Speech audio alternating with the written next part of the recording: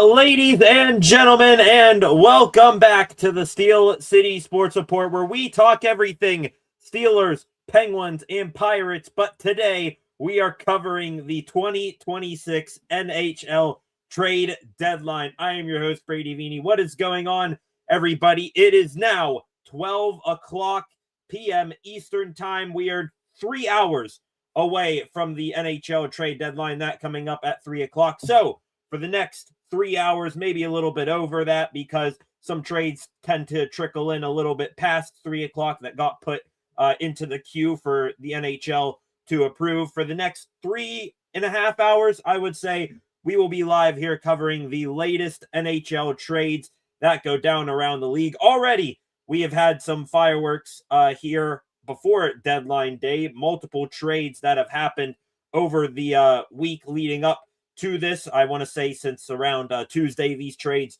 started picking up. You'll see those trades scroll across the bottom of your screen. So if you want to be caught up at all with any of the trades that have gone down already, please fill yourself in right there.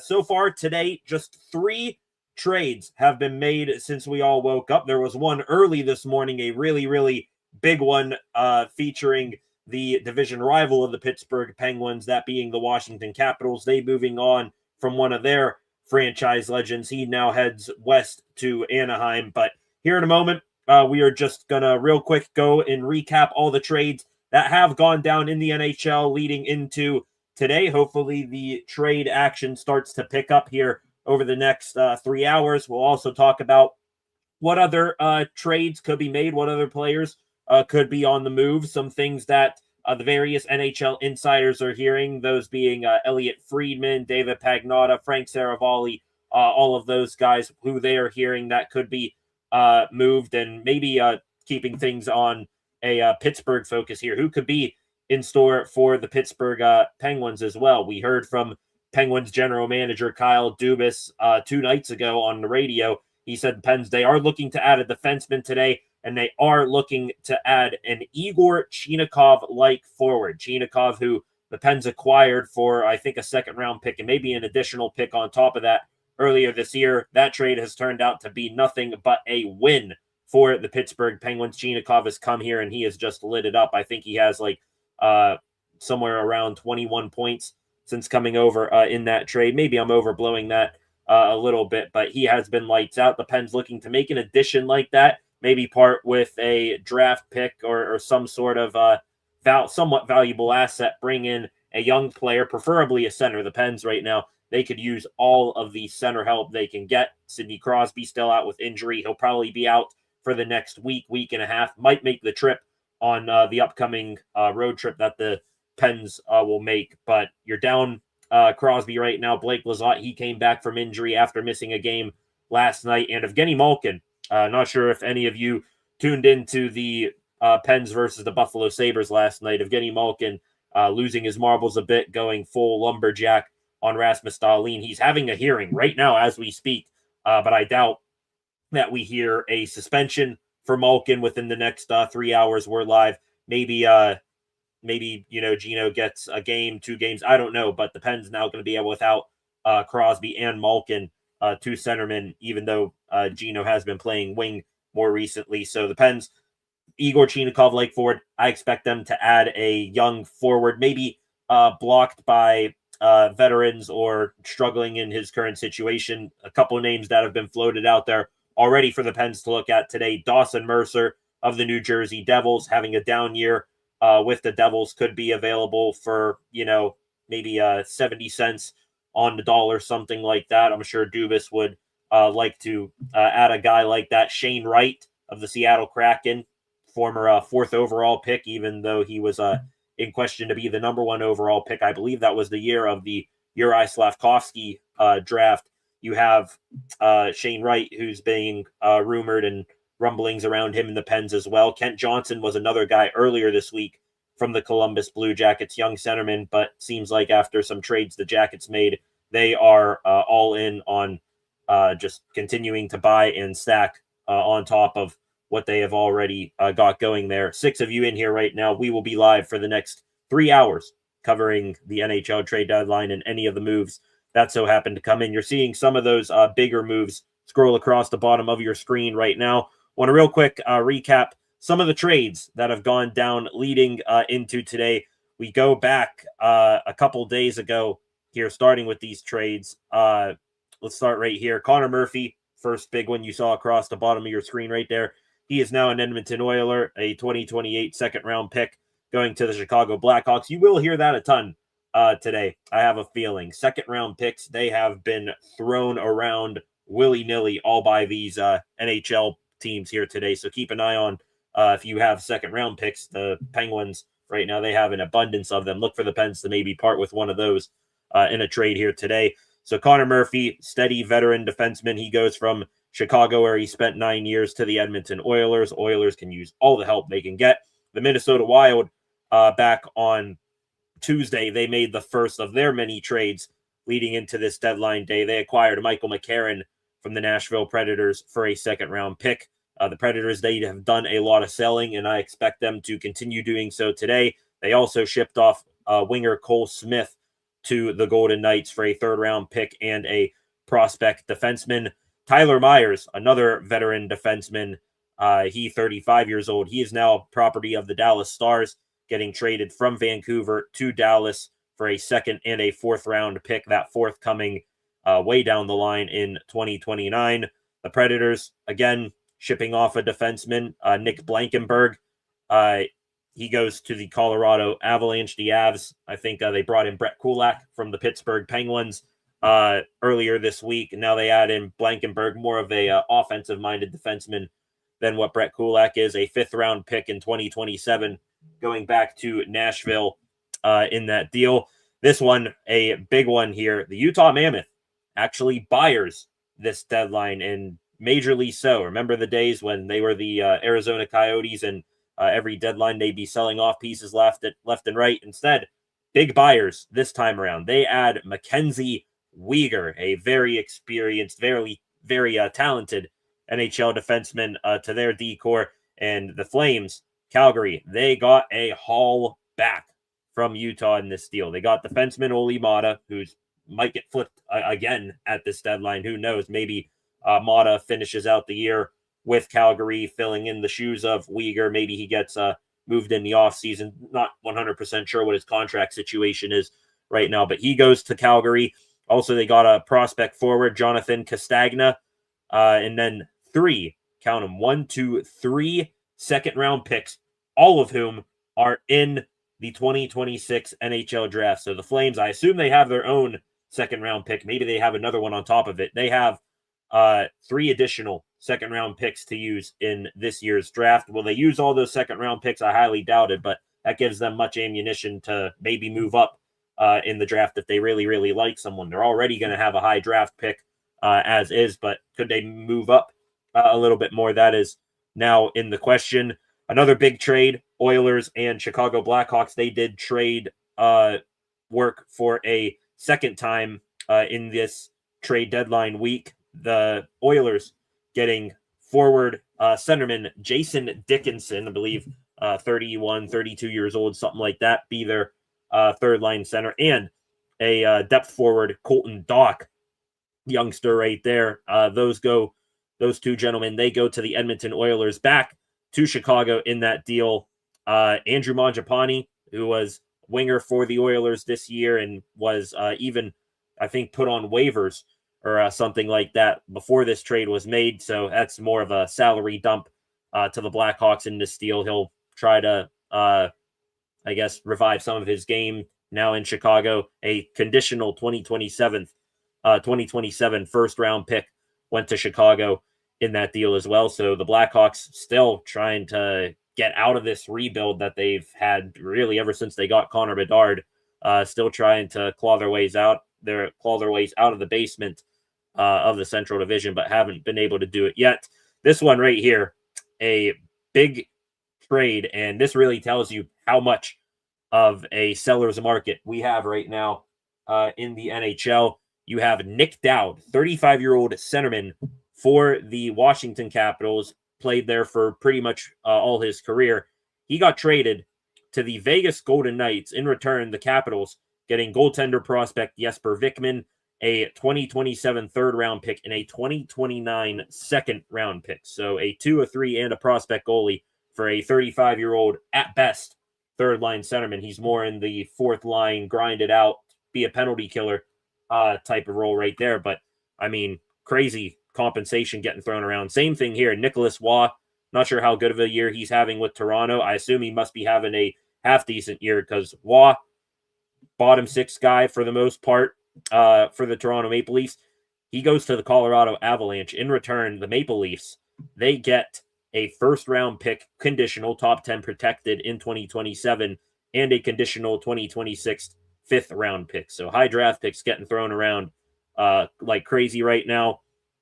Some more trades from yesterday afternoon. These two small ones. Jeff Petrie, very experienced NHL defenseman, might be closing in on retirement here. He goes to the Minnesota Wild for a conditional 2026 seventh-round pick, and then swapping of some minor league, bounce up and down between the NHL and NHL and AHL defenseman Jet Wu, Jack Thompson with the Vancouver Canucks and San Jose Sharks.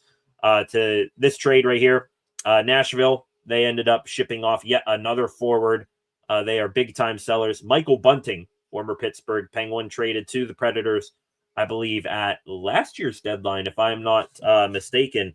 Bunting, he goes down to Nashville. Nashville from Dallas, they end up recouping a third-round pick in the deal. The LA Kings added Artemi Panarin a few weeks ago. Now they are selling Warren Fogle. Forward, he goes to the Ottawa Senators, along with a conditional third-round pick in 2026. The Kings, in return, getting a second-round pick and a conditional third-round pick. So basically, it will cancel out to Fogle for a second.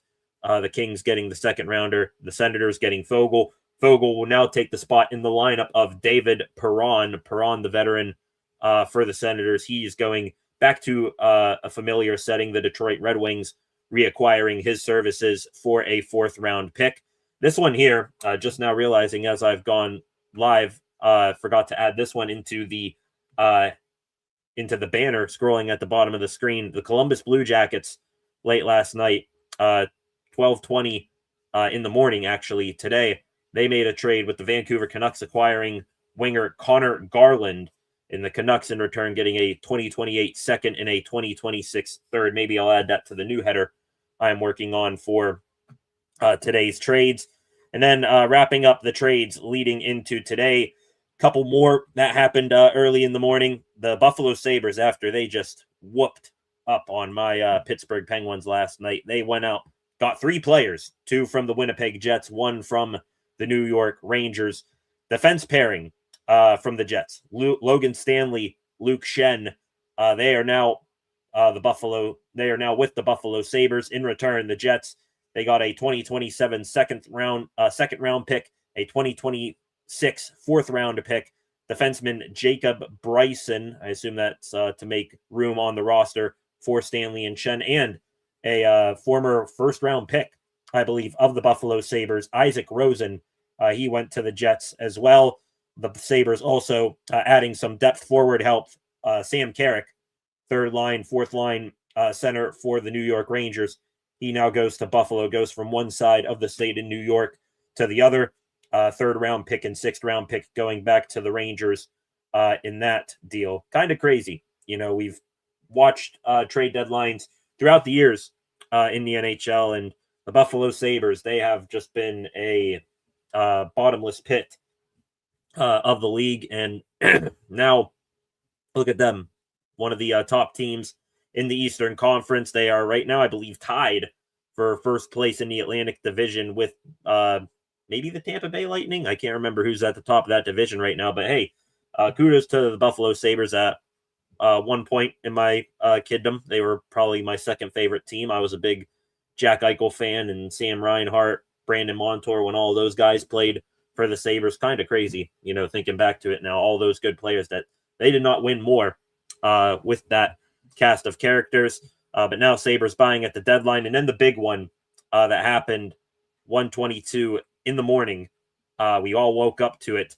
Anaheim, they make a big splash acquiring Washington Capitals maybe their best defenseman in franchise history. As a matter of fact, I think he is. John Carlson, 35-year-old D-man for the Capitals, been there for his entire career. He, on the last year of his contract, gets shipped to Anaheim for a conditional 2026 first-round pick and a 2027 third-round pick. The condition on that first-round pick, if Anaheim fails to qualify for the 2026 Stanley Cup playoffs, they have the option to retain their 2026 first-round pick and transfer their 2027 first-round pick to Washington instead. I believe the Pens, they had a move like that with the San Jose Sharks going back a few years ago. So that's now going on there. Back on to today's trades. Some of these happening over the past few hours, and we just got a new trade, ladies and gentlemen, as we are live. So for those of you out there who may have earbuds in watching this right now, I will be forward with you. Don't know how to control this, but loud alert for a trade we are going to be playing throughout the day here today. So turn down your volume right now. Our first trade alert of the day, ladies and gentlemen. Here we go.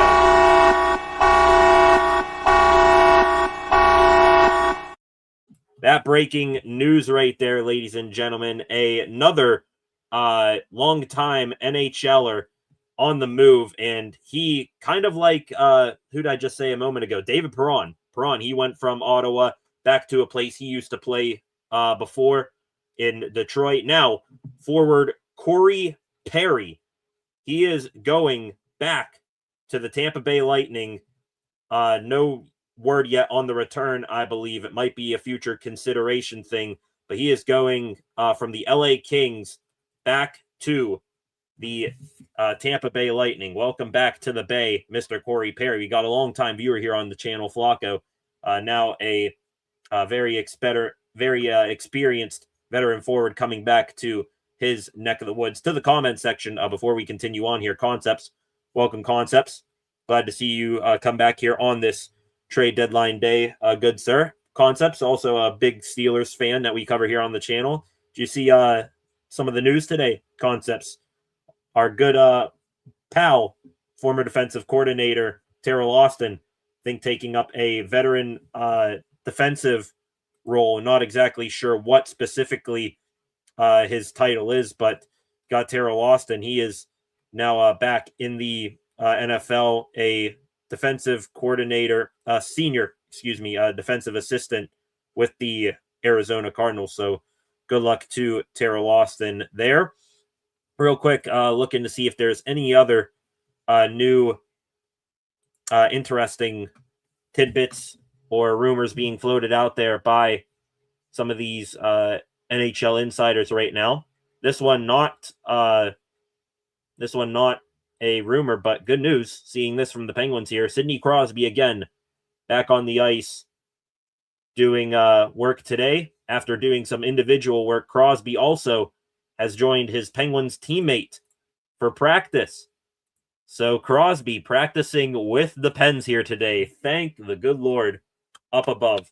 The hockey gods are good today.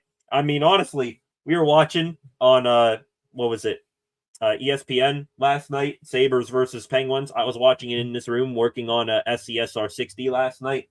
They would occasionally pan to Crosby up in the press box, and you want to talk about a dude that looked determined as all hell to be playing within the next week. That was definitely Sid, and I would not be shocked if he comes back now in the next 2 games that the Penguins play, because he looked like he wanted to rip someone's head off up there watching the Sabres just dominate the Pens. So Crosby skating today with his Penguins teammates. Thank the Lord. That is some good stuff right there. Indeed, the Corey Perry deal to the Lightning is official. And is that the return? Jeez. You want to talk about a seller's market, ladies and gentlemen. Let me just real quick. Let's see how good of a season Corey Perry's having here. Let me look this up real quick. Corey Perry right now, this year, this is his age 40 season for Corey Perry. Having some decent numbers, 28 points in 50 games played for the Kings, a 40-year-old Corey Perry just drew a second-round pick from the Tampa Bay Lightning. That is crazy. I know the production's good from Mr. Perry, but geez, Louise, that's a lot. That's a lot for Corey Perry. So we're gonna add that along with the Connor Garland trade I forgot into the new deal trade banner I got going on here. Let me real quick focus on doing that.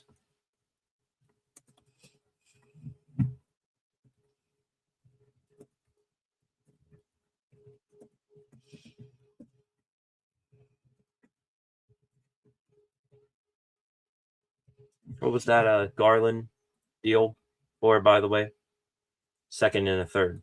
There you go. Wow. Can't believe Corey Perry just drew a second round pick. And we're here talking about, are the Pens going to go get a young guy who's maybe struggling somewhere? There's also still some pipe dreams out there for Vincent Trocheck to become a Penguin. If it's going to cost you, like a first round and a second round pick, and maybe that's just a starting point here, ain't no way that the Pens are going to be making that trade here today. 40-year-old forward Corey Perry going back to Tampa Bay for a second round pick.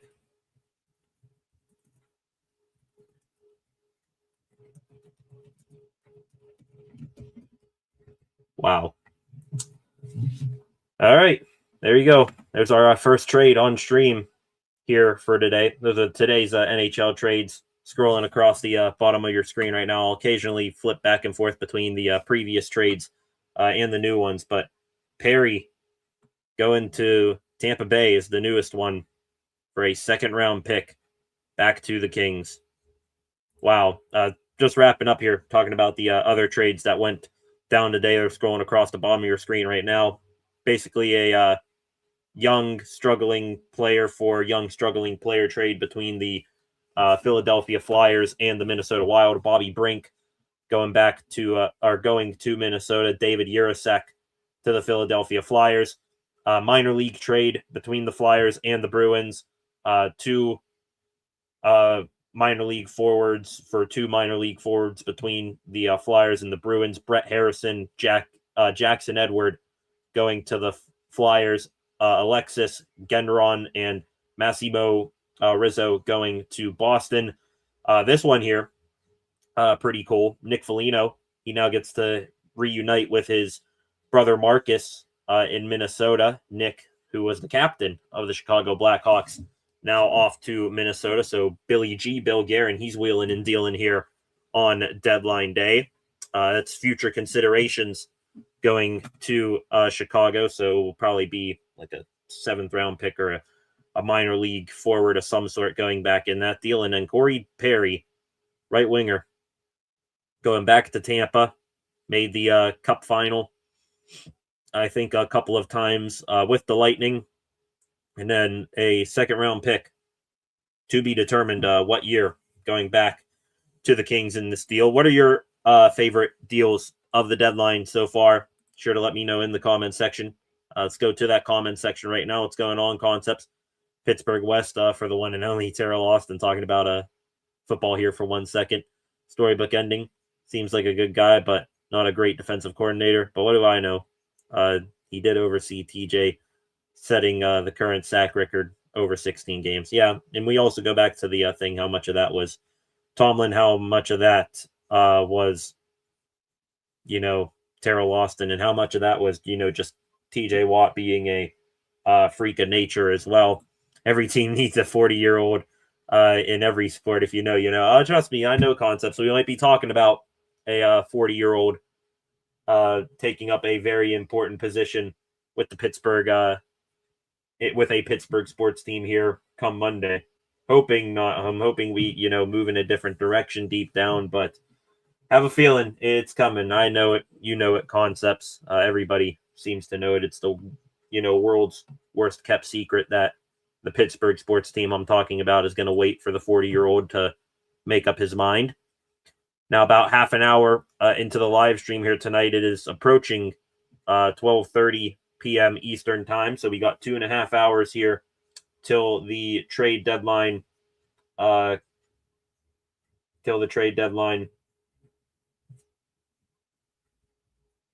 Is over. 3:00 would be the time all trades must be submitted to the NHL League office for approval. Back here to some of the other guys who could be on the move today. A little bit about them as well. This right here, list for Frank Saravalli. Some names who could be potential trade targets here today.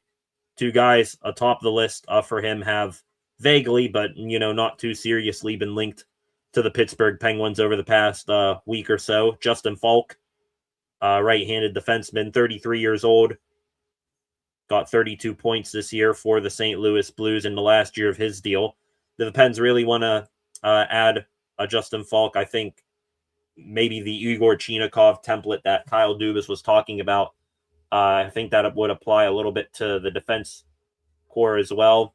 Pens are also, I believe, looking for more of a defensive defenseman, maybe more towards the Brian Dumoulin type of player from the past instead of another Erik Karlsson or Chris Letang in the making. But we'll see with Justin Falk, 33 years old. Vincent Trocheck, center for the Rangers, of course, Pittsburgh's favorite son that wants to be that Pens fans want to be brought home right now, at least a little bit. Trocheck, 32 years old, from Mount Lebanon here in Pittsburgh.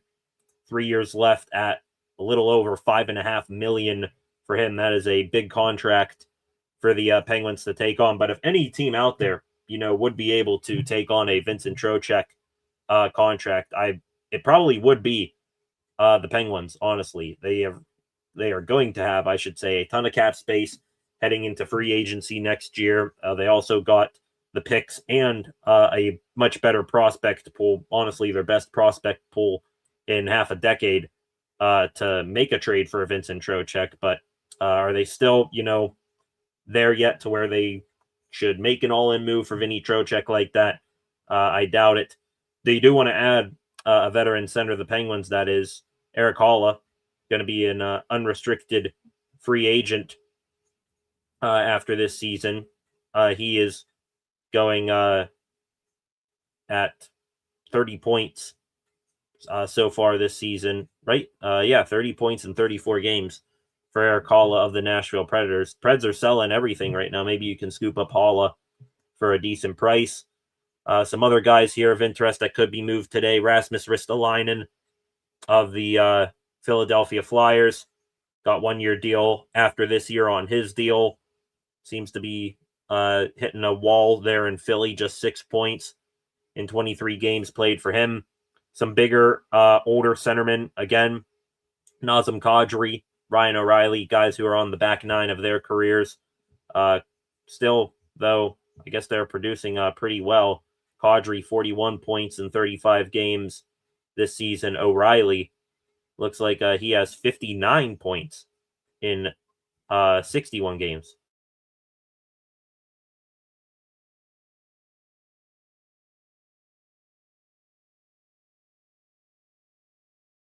For O'Reilly. They put the games played here on this list right next to their age. It's a little confusing. Just scouring this list now for guys who could be of interest to the Penguins. Scott Laughton, going to be a UFA after this year. 31-year-old from Toronto, former Philadelphia Flyer as well, so he knows about the grit and sandpaper style of hockey you need to play sometimes in the Metropolitan Division. I believe Laughton, 41 points. Or no, never mind. That was Kadri again. That is 12 points for Laughton in 43 games so far this year for Toronto.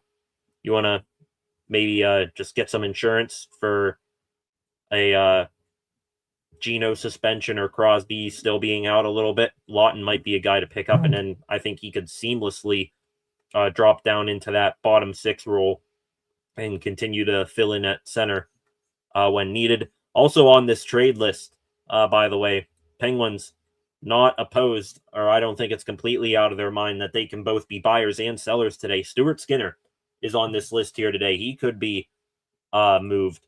Going to be a UFA after this year. One Stuart Skinner, and since he came over to Pittsburgh from Edmonton in that Tristan Jarry trade, which is looking more and more god awful by the day for the Edmonton Oilers. Skinner, the Penguins right now, Artur Shilovs is going to be, probably the goaltender number one for the Penguins. Shilovs, who came from Vancouver this offseason, he has been really, really solid in net. Just please don't put him in a shootout setting. And then right behind him, Sergei Murashov, 23-year-old, down in Wilkes-Barre in the AHL right now. He could be coming up at any moment. And I mean, he has pretty much done all he can down there in the AHL to show that he is ready for the big time on a full-time basis here. So Skinner getting traded away, bringing up Murashov to be a tandem guy with Artur Shilovs. That is certainly not out of the question. Keep an eye on that. Scrolling here through Twitter, taking a real quick peek away from that list of guys who could be moved today. We have a Vinny Trocheck update. This here from David Pagnotta 3 minutes ago. All indications are that the Minnesota Wild, who are one of the teams interested in Trocheck, are now out. The New York Rangers are focusing and shifting their efforts to move Trocheck elsewhere. So the Wild, after acquiring McCarron and acquiring, so many guys, Nick Foligno, defense help as well, they are now out of the Vinny Trocheck sweepstakes. And the Rangers, by the way, they aren't, according to reports, just going to move on from Trocheck for nothing. I believe it was Elliot Friedman this morning, who's basically the Adam Schefter of the NHL world. He said Trocheck, his price tag right now is pretty up there. No surprise from the Rangers seeing the other moves on the market right now. Trocheck not just going to be moved for moving him sake right now. So looks like the Rangers could be holding on to Vinny Trocheck. Some other top rumors over the last hour or so. Looking here, this year from David Pagnotta. Looks like the Buffalo Sabres, they could be shopping Devon Levi. Remember when he was acquired in the Sam Reinhart trade, Devon Levi from the Panthers? Thought he was going to be the goalie of the future for the Sabres. Now, how wrong I was. Looks like the Florida Panthers exploring Sergei Bobrovsky trade options. He is in the last year of his deal. Comes at a $10 million cap hit, so maybe a team would need to give a round or two higher of a draft pick than normal to get the Panthers to eat some of that salary. The Anaheim Ducks, they're looking for a top six winger. Not sure if that would fit the role of a Vinny Trocheck. Maybe Trocheck could play a little bit of wing. Looking back at this list, are there any top 10 wingers or top six wingers out there that are available right now? I mean, your best guy that I'm seeing right now, John Marchessault.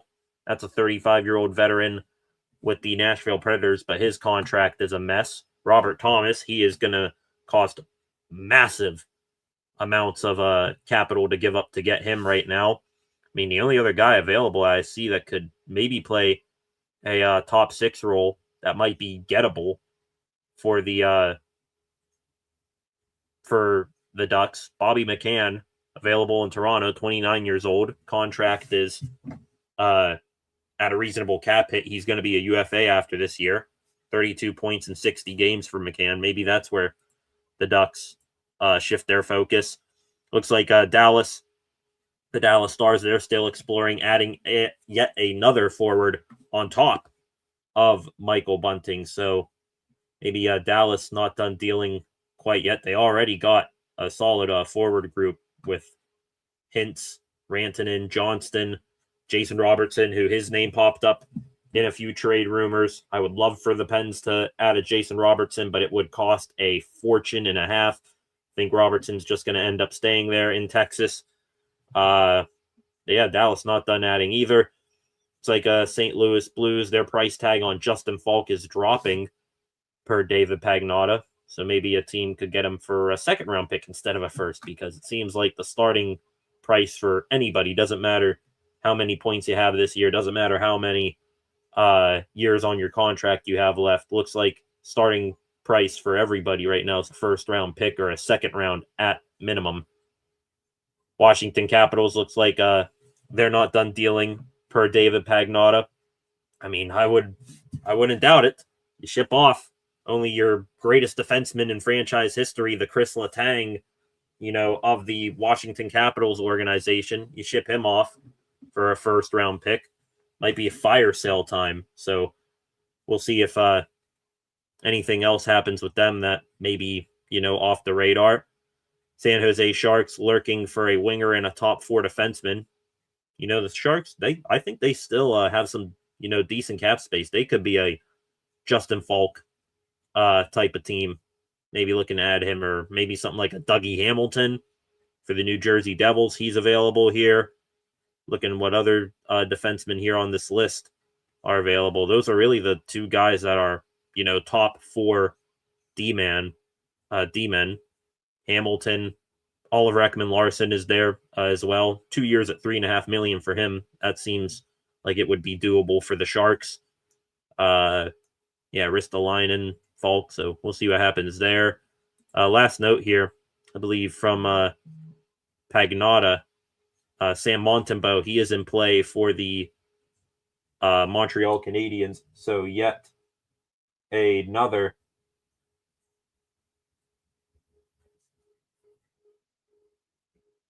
the hell is this? Sorry, I'm getting distracted here for a moment. I'm on TSN right now. They're doing a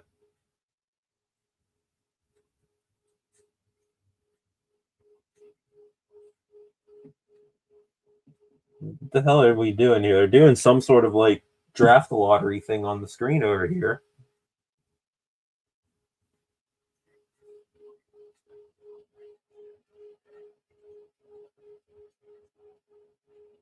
Okay, I guess they just did like a mock draft lottery thing right there where, the Jackets, Senators, Philadelphia Flyers, Washington Capitals, and San Jose Sharks all picking 16 through 12 here. I guess, all right, that caught me off guard for a second. I was really weirded out by that. But goaltenders, yeah, man, really very much in play right now all around the league. Montembeault in Montreal, Bobrovsky down in Sunrise, Jordan Binnington even in St. Louis, Devon Levi in Buffalo, and even back here in Western Pennsylvania, Pittsburgh, you got Stuart Skinner, who is not out of the question of being looked at here. Looks like here, per David Pagnotta, even more so. Nick Delorier, Carl Grundstrom, 2 bottom 6 guys for the Flyers. They're being shopped as well. Not the time or place for the Penguins to add a guy like that, but I would just love to have a Nick Delorier type guy, sort of a sheriff out there on the ice to, lay down the law every once in a while, keep guys away from, Malkin, Sid, Carlson, those types of guys. New York Islanders, they're maybe going to be both buyers and sellers today per David Pagnotta. Apparently they're shopping both Anthony Duclair and Max Shabanov. Duclair bounced around a couple of teams in his NHL career. Shabanov just came over from the KHL, I think, this offseason, and now he's getting shopped. So we'll see if anything comes of that.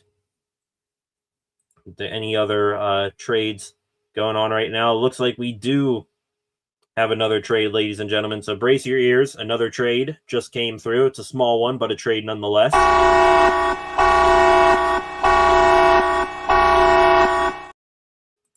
Looks like the Florida Panthers, they have made their first they have made their first buy of the day. Would not be surprised if this dude ends up getting flipped later on. I don't even think it's really worth popping up a breaking news thing here. Vinny Hinostroza, another former Pittsburgh Penguin. I guess the Wild needed to make some roster moves here. They just gave Hinostroza away. So I don't even know why I hit the trade alert. They literally just gave Hinostroza away for nothing per Puckpedia I'm seeing right here. Vinny Hinostroza. Here, Florida. Take him. Wow. Literally, I'm looking here at Puckpedia. Vinny Hinostroza, $775K contract, year 2 of 2, goes to Florida. In return, Minnesota, nothing. All they get is some cap relief, which, I mean, they still got, I think, somewhere around $5 million left in cap space to work with here today, but the Wild, nothing.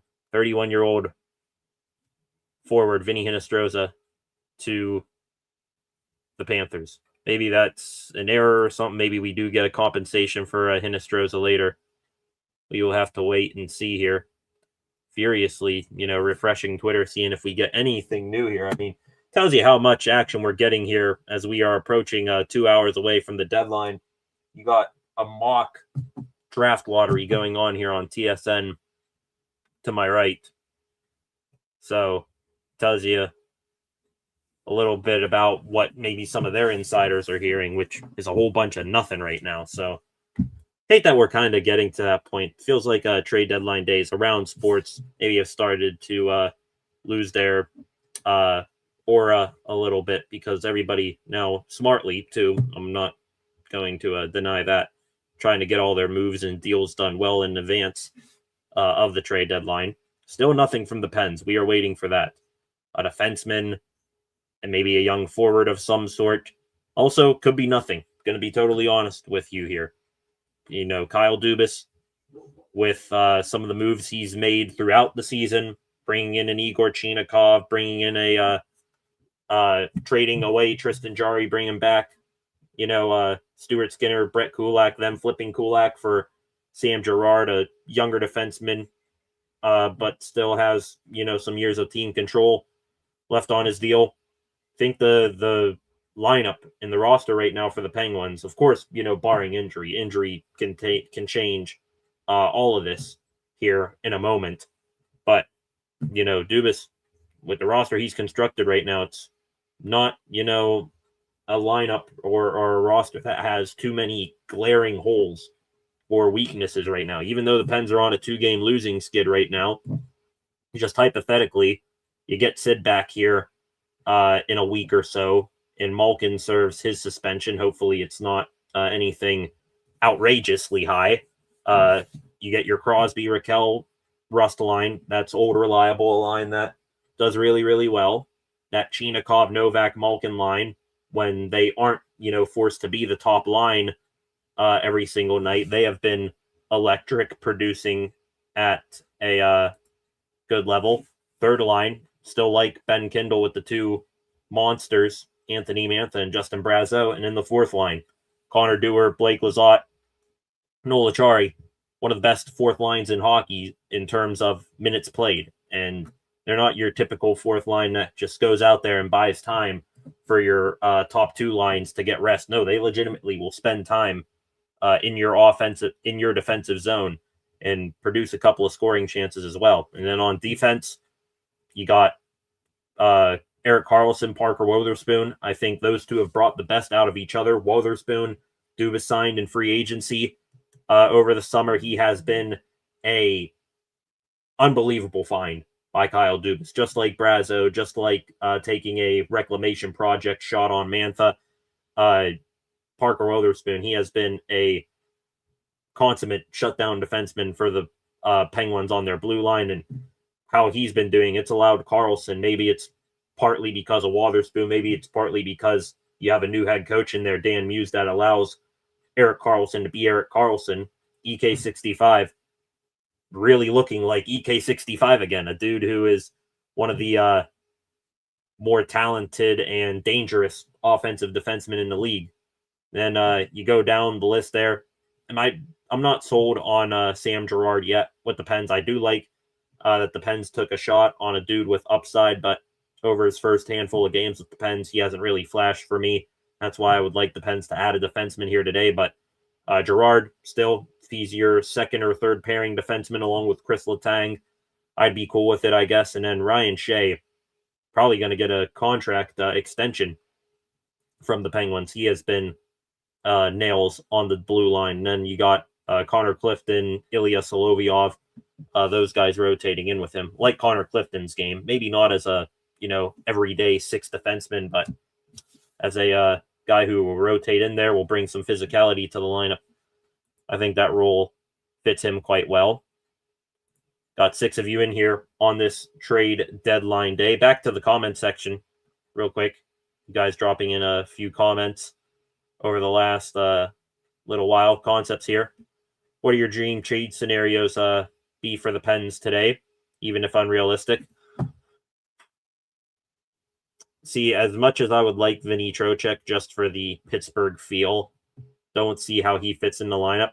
Ideal trade scenario today, Pens get a Shane Wright or a center like that, dude who can, or maybe a Kent Johnson even from the Blue Jackets, even though the Jackets said they're not interested in moving him. Kent Johnson, young centerman, has talent. Maybe he has hit a bit of a development wall there in Columbus. I see him like as a Igor Chinikov 2.0 that the Pens could bring here, and with a little spit shine and shoe polish, they can make him back into a legit top 6 forward, and then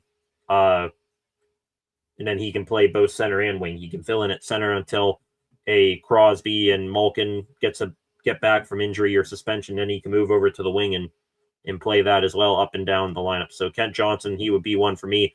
Another guy, talking about rumors, this guy popped up on my radar today because apparently the New Jersey Devils, they have said all defensemen are available except for Luke Hughes and someone else here. Let me see if I can find that here. It was Luke Hughes and another D-man that the Devils said we're holding on to those two guys. Everyone else on our blue line is available. Simone Nemec. Here it is, right here, Pierre LeBrun. Devils continue to listen on Simone Nemec, who needs a new contract this offseason. New Jersey would only move him in the right package for a top 6 young forward that impacts the group. Well, to that, I say Penguins could maybe we interest the Devils in a Rutger McGroarty, see if they would bite on him, even though he has not developed into the guy that we thought he would be at this point. But maybe you package a McGroarty or something like that, a Bill Zonin that you drafted in the first round this year, and you go and throw a pick in along with it. Gets Nemec here, 22 years old, right shot defenseman, so he can learn under Carlson and Letang and still come here. Nemec, 21 goals, 21 points, I should say, in 48 games.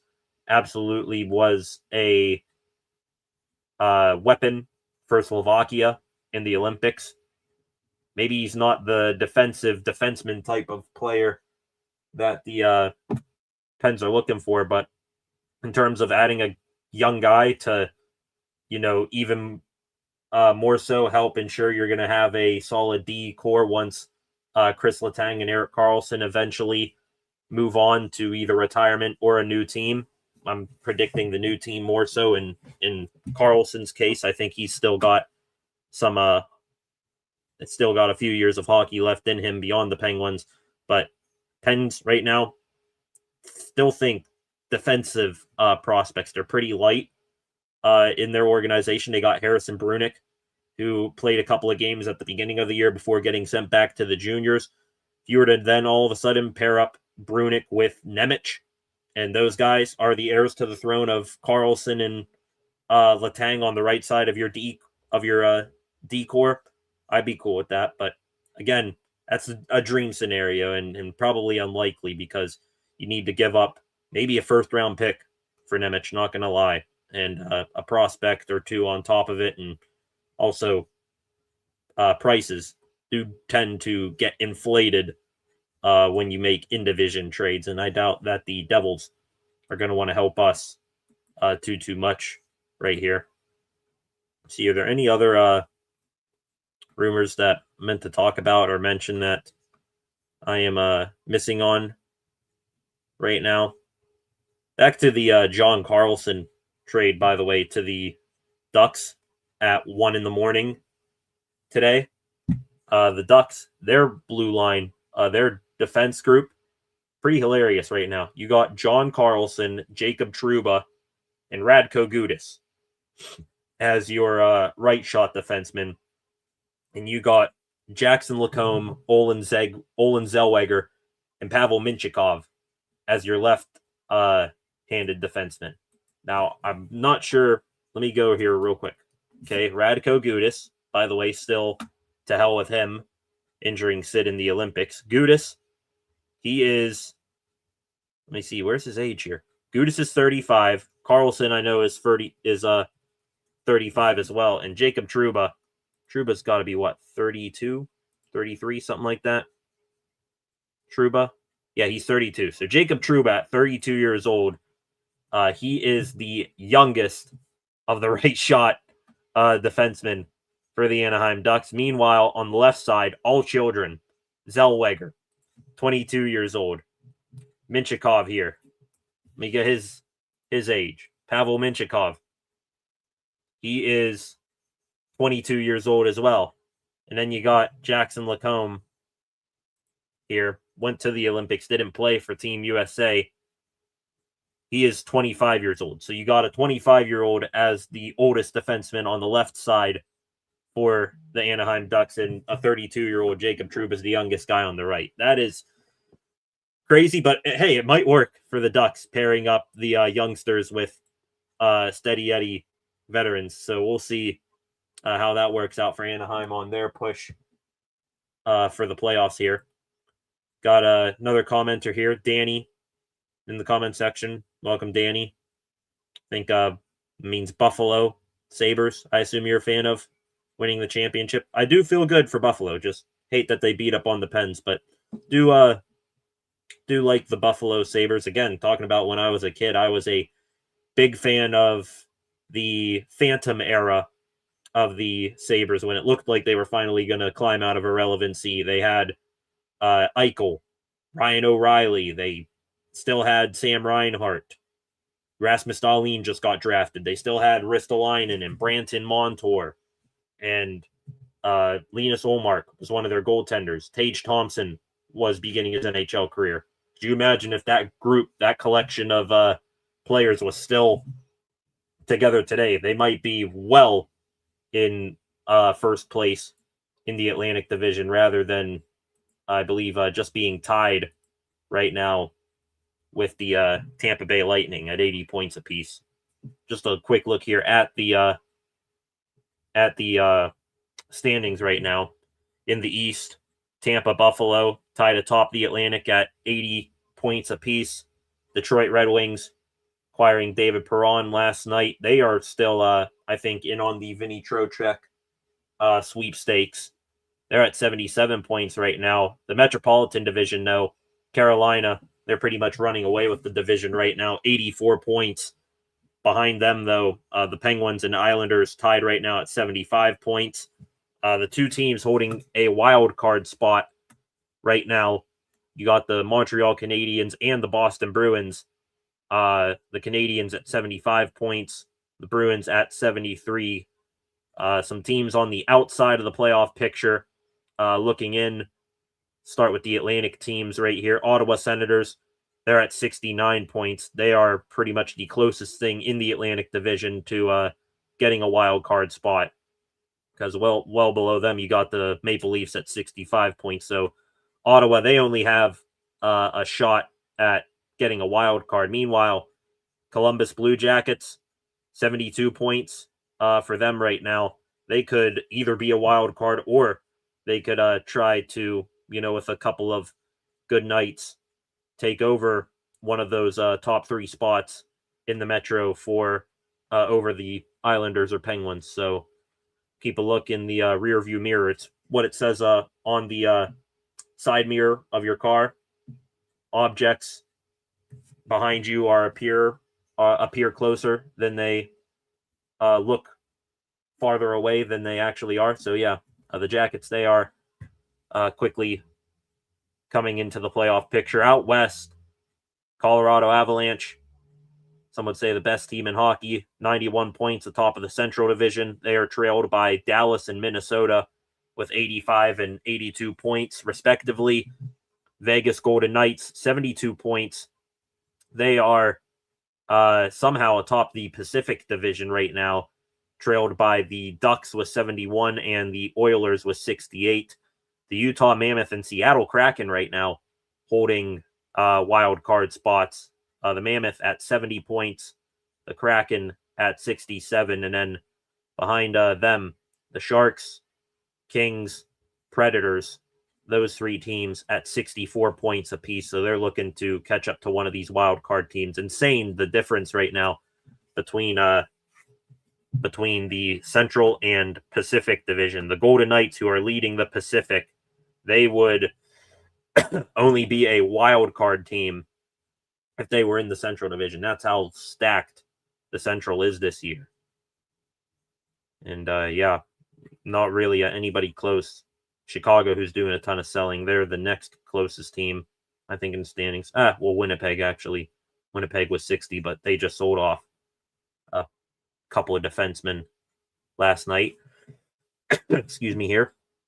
Looks like Ryan O'Reilly here, according to Pierre LeBrun, hasn't been a trade offer yet on the table. Nashville has considered seriously, so we're going to continue ignoring that. Here in 2 minutes, we will officially be 2 hours away from the 2026 NHL trade deadline at 3 o'clock. Might take a little bit of a break here at some point in the show, maybe around halfway through, to give a pause, let more trades and rumors start to trickle in. Here's all the potential goaltenders who are having rumblings around them in trade discussions today. Kevin Weeks here.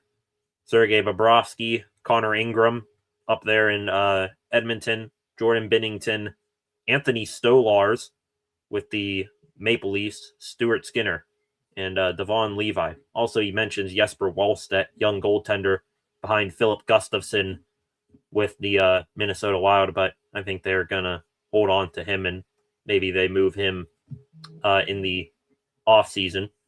We also, first time I'll hit this here today, just in case there's a trade with a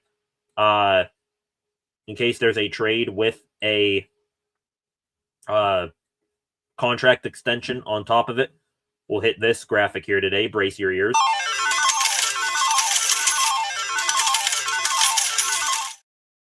That right there is the signing alert. There was a signing contract extension before we went live. Involves a former beloved Penguins goaltender, Alex Nedeljkovic. He re-inks with the San Jose Sharks on a 2-year, making $3 million per year. So good stuff for Ned. Glad that he is continuing to find success out there in Sharks land. Very happy for him. Was sad to see him go when the Pens ended up trading him. Got a bit of a new update here from David Pagnotta on maybe some stuff that he is hearing here. Pagnotta just mentioned the Canadiens, Montreal Canadiens. They have circled back with the Flames recently on Nazem Kadri. Talks continue. Some chatter that Patrick Laine could be in play here if this gets to the finish line. So that could be one of the bigger trades you would see today. Kadri going from one side of Canada to the other. Maybe going to the Montreal Canadiens. And Patrick Laine going back to Calgary in the deal. So we'll be on the lookout for that one as well. In the meantime here, still not a ton of chatter here. Guess we'll talk about what happened last night with the Pittsburgh Penguins a little bit. Pens, as I said at the top of the show, taking on the Bruins, and not a good game on multiple fronts for the Penguins last night. Pens started off against Buffalo, and it was a ref show from start to finish. Pens ended up going on the power play. Early in the first period, they, with a power play not featuring Sidney Crosby, it's started game by game since TJ Oshie said something last weekend about the Pens power play. It has started to become more scattered and out of rhythm without Crosby out there. Ryan McLeod for the Sabres, he ended up getting a shorthanded breakaway goal, shorthanded, to open up the scoring. That was the 8th shorthanded goal against the Penguins this year. That is only third in the league. That is third most shorthanded goals against in the league, behind the Rangers at 9 and the Avalanche at 10. It's funny seeing that, the Rangers at 9. So glad to see Mike Sullivan. He's not having any success with the power play up there in Rangerland, just like what he did here with the Penguins. Turned out to be another shorthanded goal that tied up the game. Pens ended up taking a penalty, one of many in last night's game. Brian Rust, he ended up getting a chance the other way, did his signature power to the net, maybe shield off the puck from the defenseman, go backhand, and then quickly wrap it around the goaltender on the forehand. That tied it up at 1, sent us into the second period, and that's when all hell broke loose. A couple minutes into the second period, Rasmus Dahlin gives Evgeny Malkin a couple of cross checks near the ribs. Malkin, maybe intentionally, maybe it was just, bull seeing red in the moment, gives a lumberjack chop with the stick to the neck area of Dahlin. Gino even dropped the gloves, but Dahlin wanted none of that. So Dahlin, he did get a 2-minute minor, but Malkin got a 5-minute major and a game. And of course, with Malkin, gets hot-headed at times, but Gino, in the moment, needs to realize, dude, we're already down Sid, and you are the one guy we count upon on a yearly basis. Well, not yearly basis, but when Sid gets hurt, Malkin, throughout his career, has proven to be the guy that steps up and turns his game up to a whole new level. When 87 is out of the lineup, he, in the moment, should realize that and realize that you are too valuable to this team to, try to chop Rasmus Dahlin here. So, Gino, poor discipline right there, poor awareness of the situation. He gets kicked out of the game. Probably will get suspended on top of it. Had a hearing, or was said by the NHL Players Association to have a hearing today that might be ongoing right now. Be shocked if Malkin does not get anything. Will be shocked, I should say, if Malkin gets anything less than a 2-game suspension here. So Buffalo, 5-minute power play. Pens killed off most of it, but then a shot from the point by Buffalo, stopped by Shilov's. Puck comes out to a Buffalo player. I believe it was Josh Norris. He puts it home. Pens challenged for goaltender interference, and I guess I will pop this up right now while we're talking about. Pens did challenge for goaltender interference against, I believe it was Josh Doan in front of the net. He was an absolute problem for the Pens last night, but there it is right there. This is the tweet that I had up. Did not expect it to blow up in this way, but Doan ends up bumping Arturs Chilovs a little bit. Pens challenge for goaltender interference. Toronto, they say no. So the Sabres, they go up 2-1. You see Chris Letang's reaction, just like every other Pittsburgh Penguins fan right here. And I would be okay I'd I should say, more accepting of the no goaltender interference call if literally last week Anthony Mantha just by a hair has his foot in the blue paint and Igor Shesterkin initiates the contact with Mantha, and Mantha really didn't impede Shesterkin at all from trying to save a puck. That call gets overturned against Mantha, but then Josh Doan here, maybe a little bit of help from Letang, maybe not, but still, dude is pretty much teabagging Arturs Shilovs, and it stands for a good goal. Kind of like in the NFL, what's a catch, what's not a catch.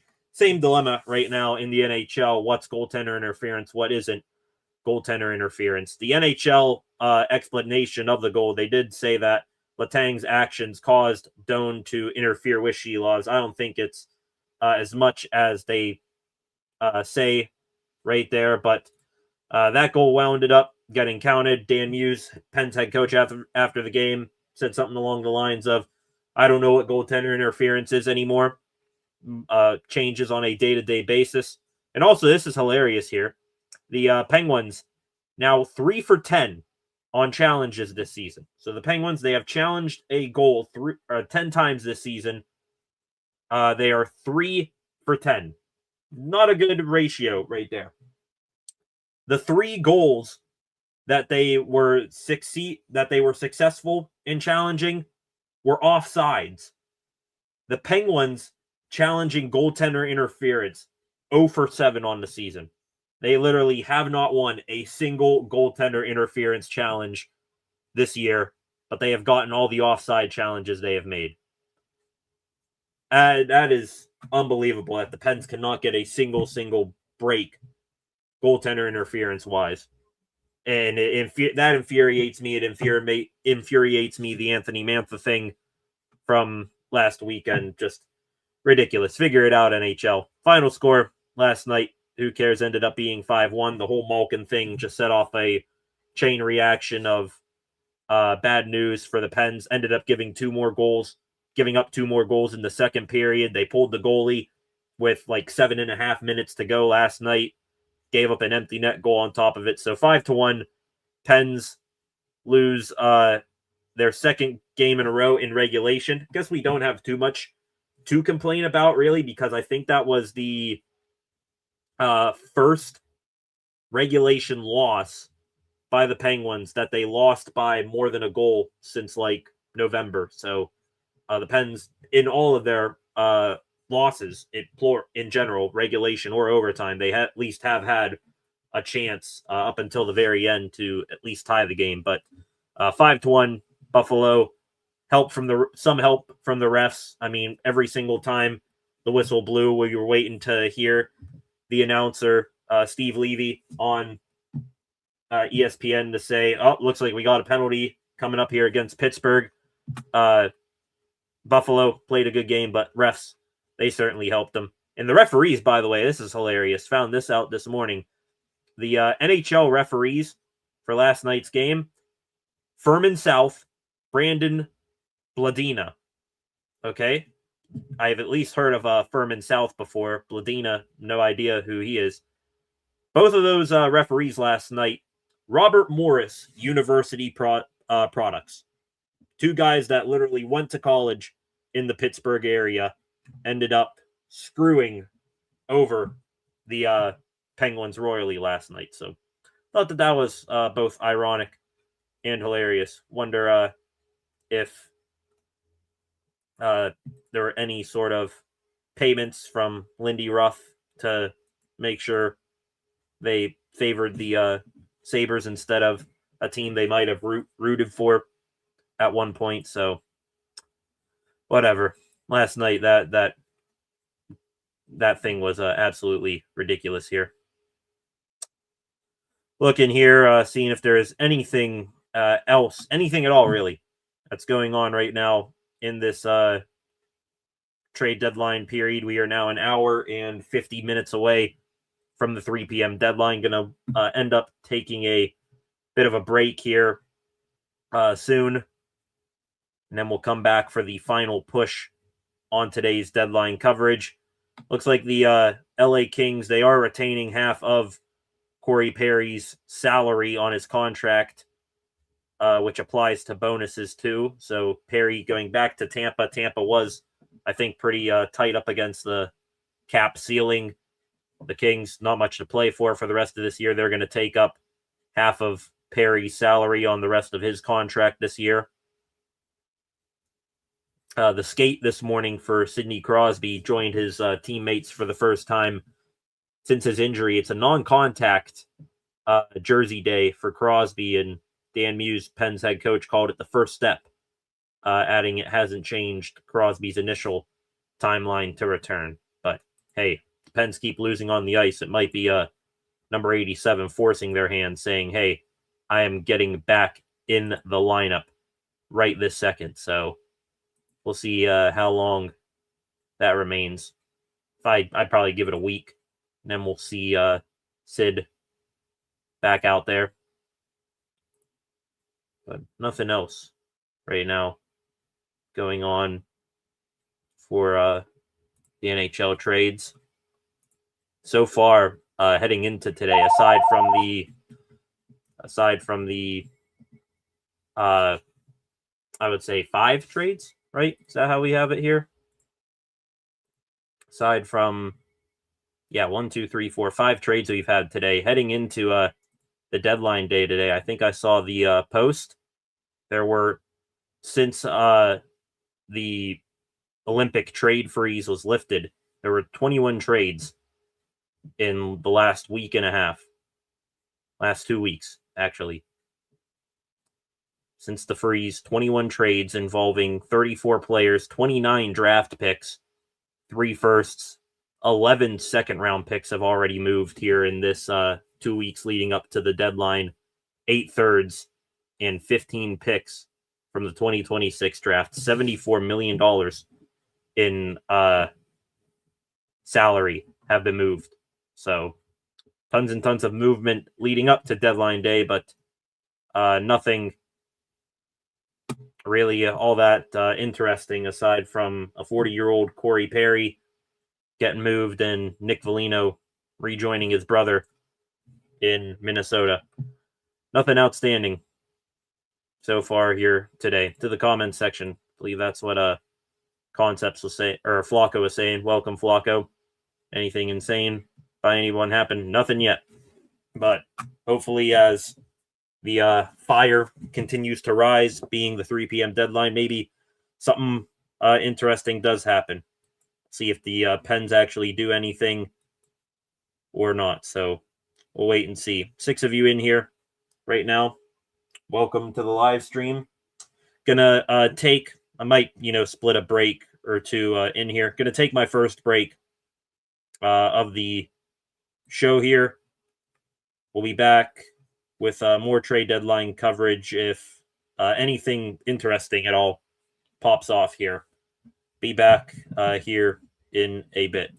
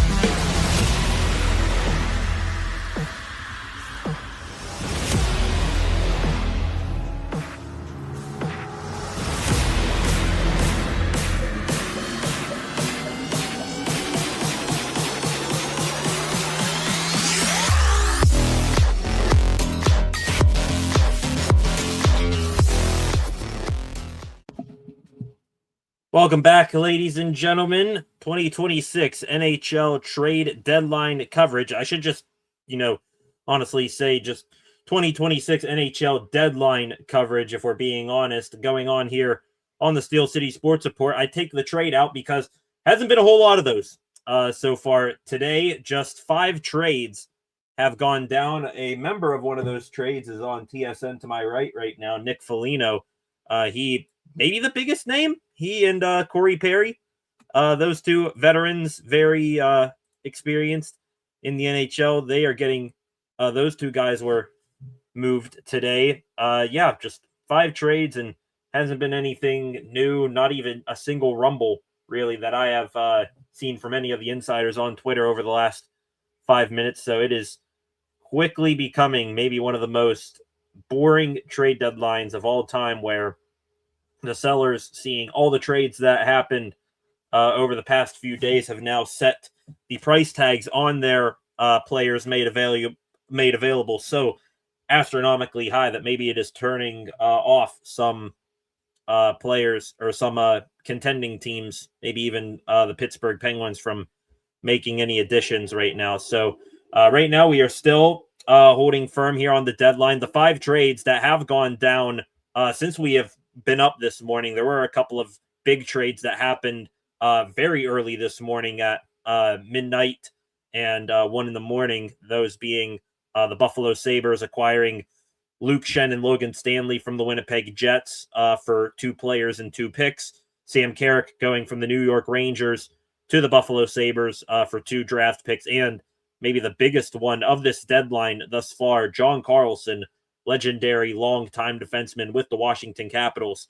He going to Anaheim for a conditional 2026 first-round pick and a 2027 third-round pick. So those trades happened first thing this morning, but we'll count them as trades from last night. Today, since we have been up, the first trade of deadline day, since we have all been awake here on the East Coast of the United States, 10:26 a.m., Bobby Brink and David Jiricek getting swapped in a young, maybe needing a new scenery player for a young new scenery player right there. Minor league trade between the Philadelphia Flyers and the Boston Bruins. Brett Harrison, Jackson Edward going to the Flyers from Boston for Alexis Gendron and Massimo Rizzo. And then these ones actually did feature some legit NHLers. The Minnesota Wild acquiring Nick Foligno from the Chicago Blackhawks for future considerations. Corey Perry going back to Tampa Bay from LA for a 2028 second-round pick. The Kings are also eating half of Perry's salary to make that move. And Vinny Hinostroza, he is going from Minnesota, who just added a bunch of pieces, down to Sunrise, Florida, to the defending Stanley Cup champion Panthers, who are most likely not going to make the playoffs at this point. Future considerations in return for the Wild at this moment. But yeah, nothing outstanding has gone down so far today. We talked about in the first hour and change of the live stream here today, covering all of the news deadline or trade deadline dealings. Still waiting for guys who could be moved, like Justin Falk, Scott Lawton, Nazem Kadri. There is at least some rumblings of a deal with Nazem Kadri. He could be going to the Montreal Canadiens per one report, with Patrick Laine being a part of the return from Montreal. Some other guys still available we're looking at here that could be had for not that much. I say that even though it's a seller's market. Bobby McCann from Toronto, Blake Coleman from Calgary, Stuart Skinner, Pittsburgh Penguins goaltender. He is being dangled out there apparently. Teddy Bluger, a former Pittsburgh Penguin. Oliver Ekman-Larsson from the Toronto Maple Leafs. You got Rasmus Ristolainen being dangled out there by the Philadelphia Flyers. Eric Halla and Ryan O'Reilly, 2 centermen for the Nashville Predators. The Predators have done a ton of selling over the past 24 hours. They are available. And then after that, you get into some more unrealistic to move names, guys like Dougie Hamilton, Jesper Kotkaniemi, John Marchessault, Robert Thomas, Jason Robertson, guys like that. So we're still waiting right now. Vinny Trocheck, I put him in the unrealistic to move category at this point. Still waiting for something big to pop off on here that would make it worth going live here today for the trade deadline. Hope everybody didn't get all of their dealings out of the way early to where now we're waiting here. Deadline for the NHL now under an hour and a half away. It's at 3 o'clock Eastern time. Waiting for these deals maybe to hot and heavy start rolling in here soon. 7 of you in here right now. Welcome to the Steel City Sports Report. On your way in, please hit that like button and share this live stream. Subscribe to the channel as well, and leave a comment in the comment section. Any thoughts, questions, opinions that you have on anything going on at today's NHL trade deadline, please by all means put those in the comment section. We did learn a bit more information in general about some stuff during that last little break. Evgeny Malkin, we mentioned earlier in the stream, his hearing for his actions against Rasmus Dahlin last night is taking place today. We now know the time. Malkin's hearing is not now. It'll be later tonight. A 6 p.m. phone hearing for Evgeny Malkin. This means, per Chris Johnston, NHL insider for, I believe, The Athletic, that Malkin will not be having a suspension that goes over 5 games. It could max out at 5 games for Malkin, but no more than that for Gino. 5, excessive in my book, but maybe he gets that. We shall see. But I'm thinking more in the 2 to 3 game suspension range for Evgeny Malkin. So we'll see what comes of that. Also, hilariously, Penguins practice just wrapped up a little bit ago. Sidney Crosby skating in a non-contact jersey with the team for the first time since getting back from the Olympics. Connor Clifton, he came off the ice for the Pens and yelled to one of the reporters, "Did we make any moves in the last half hour? Am I still here?" So glad to see Connor Clifton having a good sense of humor. We're, like I said, now under an hour and a half away from the NHL trade deadline. We have had 5 trades involving 9 players, 9 draft picks, just one of those draft picks being a second-round pick or higher. $12 million in cap space getting moved around the league right now. So we're still waiting on anything else. Let me pop my ear thing off here to see if we have a trade here or not. No, I think they're talking to someone. Thought there was a trade about to pop off there on the screen to my right here, but turns out that is not the case. Still waiting. Have not seen or heard anything yet on the Twitter front. So might be taking another break here soon again, and then we will be back for the last hour of the deadline nonstop. So we'll take a break here around maybe 1:45, and we'll come back around 2 o'clock, if I had to guess, talking about what deals have gone down or could go down in the last hour of the deadline. Craig Werlow here. Welcome, Craig, to the stream. Are the Pens not going to do anything today? Starting to look like that, Craig, and for multiple reasons, too. One being Kyle Dubas didn't really set that high of a trade deadline goal when he was on the radio the other night. Dubas said Pens would like to would look into adding a defenseman, an Igor Chinakhov-like player, a probably young forward, maybe hitting a roadblock in development or roster construction in the place he's currently in, and picking up a guy like that and bringing him back here to Pittsburgh. The defenseman, I have no idea what the Pens will be looking for on that front. Maybe a more defensive defenseman away from an Erik Karlsson or Chris Letang type of player.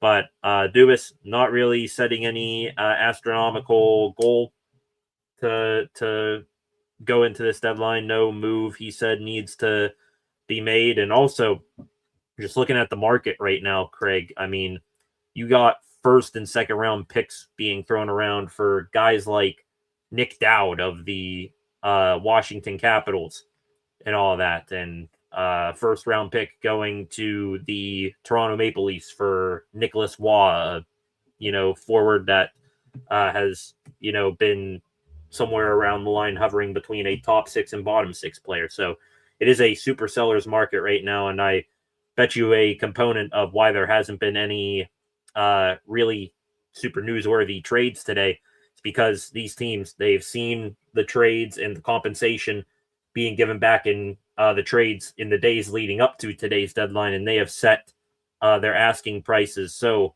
astronomically high. Like, I would not be surprised if you were to see like a first round pick being asked for Justin Falk, a defenseman who's having a good year but is getting up there in age and has still a year left on his contract at around $6 million. I wouldn't be surprised if a first round pick plus a pretty good prospect is the starting price, negotiation starter for a guy like Vinny Trocheck. And also the third thing, Dubas not setting any lofty goals, it being a seller's market. The third thing that I believe why the Pens could do nothing today, said it earlier in the show, is there really one massive hole in their roster right now, aside from Sid being hurt and Malkin most likely getting suspended. I think you're going to get both of those guys back, both on the ice at the same time here within the next week and a half, something like that. You look, when this lineup's fully healthy for the Penguins, Raquel, Crosby, Rust, your top line, still pretty solid. When that top line is taking away all the attention of other teams' top line and top defensive pairing, the second line of Tommy Novak, Igor Chinikov, and Evgeny Malkin has been lights out. Third line, Ben Kindle with the two big guys, Anthony Mantha and Justin Brazeau. I like that combination. And then the fourth line for the Pens, best in hockey, Achari, Lizotte, and Connor Dewar. And then the defense pairing, I actually think if you're the Penguins, you could use a defenseman more so than Chinikov like forward. Carlson, Wotherspoon, they've been a defense pairing all year. Most of the time they've been pretty damn good together. Sam Girard, Chris Letang still got to iron out some things there. Maybe they put Ryan Shea back with Letang, I don't know. And then Shea with Connor Clifton right now. For the time being, I like it, but do I want to go into a playoff series where Connor Clifton is out there with Ryan Shea? I like Clifton and the, edgy style he brings to the rink, but would much rather deploy him on a when needed basis, not a every day guy basis. So we'll see here if the Pens make any sort of move, Craig. I do hear you, though. I would like them to make a move just to, get another depth guy here in case you just get riddled with injuries. But do they need to? I won't say that. Heard the Blues wanted Kindle in a move, so I see why not. Yeah, that was the Robert Thomas thing. I did see that a few nights ago. I even think, what team was it? There was another team that asked around for Robert Thomas. Who was it? Trying to think here. There was another team out there, well in playoff spot right now. They asked around on Robert Thomas, and the Blues in return asked for like an NHL player, their top prospect, and two high draft picks. So if you were the Penguins and you wanted to make a move for Robert Thomas, Kindle would definitely be a guy that they would label as essential to the deal getting done. And then you're looking at maybe like a Bill Zonan and then a first or second round pick on top of that. So if asking prices are going to be like that, then no, thank you. I'm going to, hold on to my prospects and picks right now. And if you want to go back to the negotiating table in the off season, we'll do it then. Craig here again. Kind of worried now about playoffs. especially if Malkin gets a 5-game suspension. Yeah, no Sid and no Malkin. This team already has lost a ton of intimidation and skill to their game with Sid out of the lineup. And now you add in the suspension for Malkin on top of it. It's going to be rough, and you just got to pray that they weather this storm. Assuming Malkin does get that 5-game suspension here for the Penguins, their next 5 games for the Pens, they just lost to Buffalo. They'll be taking on the Flyers and the Bruins in a back-to-back doubleheader this weekend. So that's going to be both Saturday and Sunday a drag them down, knock them out type game. It's going to be physically demanding.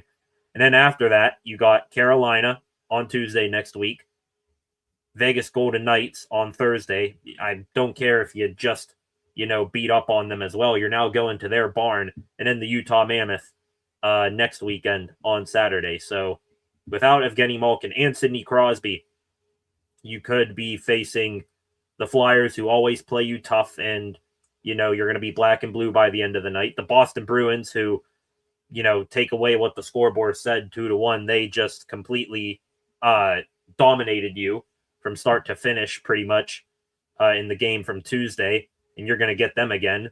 And then you start a 5-game road trip down in Raleigh, which the Penguins, honestly, when's the last time they won in Carolina? Because that seems like TD Garden up in Boston. What is it still PNC Arena down there for the Hurricanes? That seems like another house of horrors that the Penguins never win. And then they go out west, Vegas and Utah. And then, assuming you do get Crosby and Malkin both back by the time, the week of the 15th rolls around, guess what? You're playing the Colorado Avalanche, which that's going to be yikes. And then you go back to Raleigh again. You start this road trip after this weekend set. You start and end the road trip in Raleigh, North Carolina, which, 90% of the time you can just write those in, pencil those in as L's. So you're maybe looking at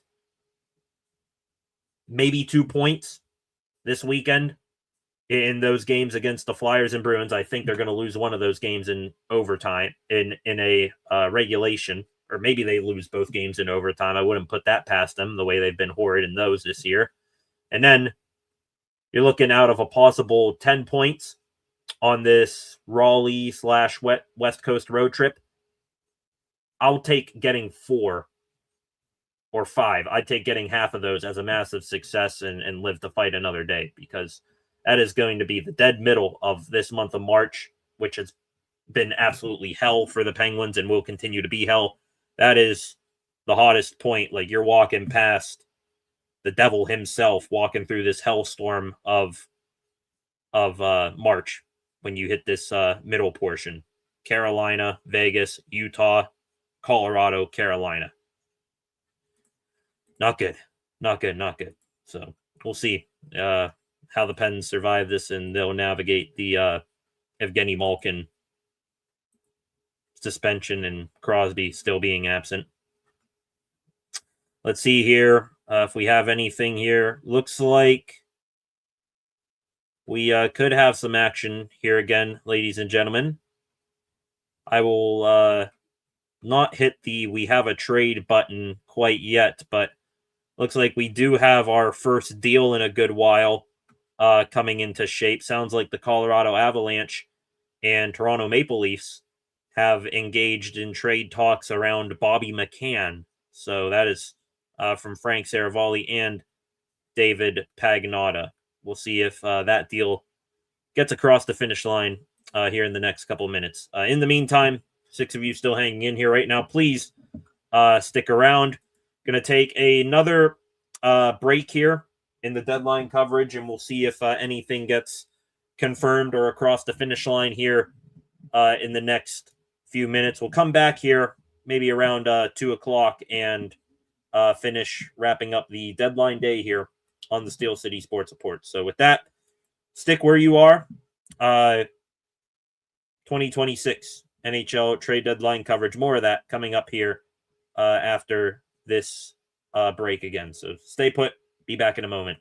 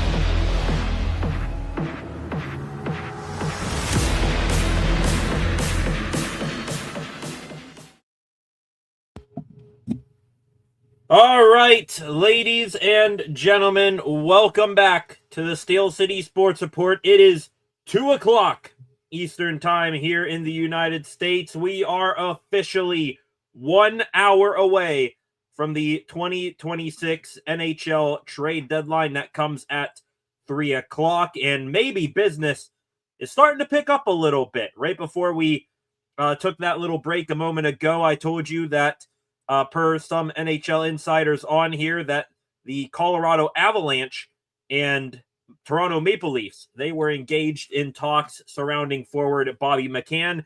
Now we have one trade that I believe is confirmed and another that is in the works. They're not massive, but they are trades nonetheless, which I guess beggars can't be choosers here today on this slow as hell trade deadline. Nick Delorier, forward for the Philadelphia Flyers, really one of the last of the old school enforcers in hockey, a guy who 90% of his inclusion in the lineup is surrounded about him making sure that the law is upheld up there on the ice between players, unspoken rules, and stuff of that ilk. And also a dude who really sets the tone out there from a physicality standpoint for the Flyers.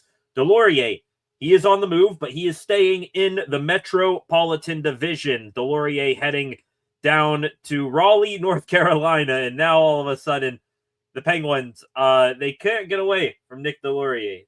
It was either them facing Delorier once coming up here on Saturday against the Philadelphia Flyers, but now the Pens don't just get to see Mr. Delorier once, they get to see him twice, one on each end, one time on each end of this road trip that starts and ends in Raleigh, North Carolina, that the Penguins are about to embark on here starting Tuesday next week. So Delorier, he is now a Carolina Hurricane.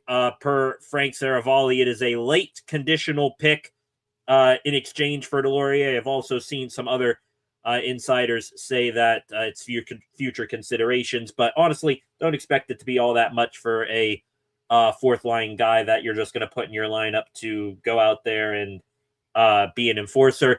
Also, another trade in the works right now, this one even smaller than the Delorier trade.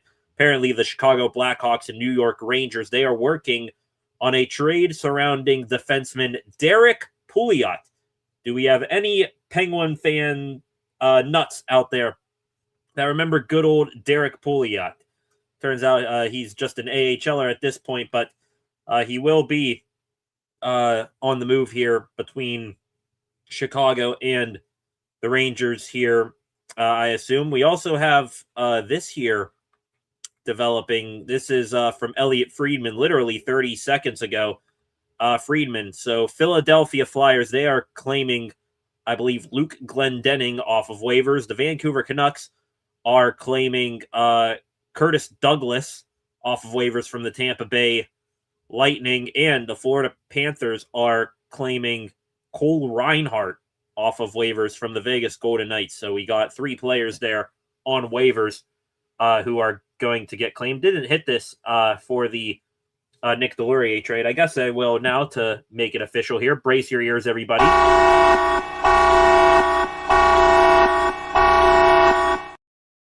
Hopefully something massive goes down that I'd be able to hit that a lot here within the next hour. But we're wrapping up the deadline here. We got now 56 minutes away. Do we have anything over here on TSN? Am I right?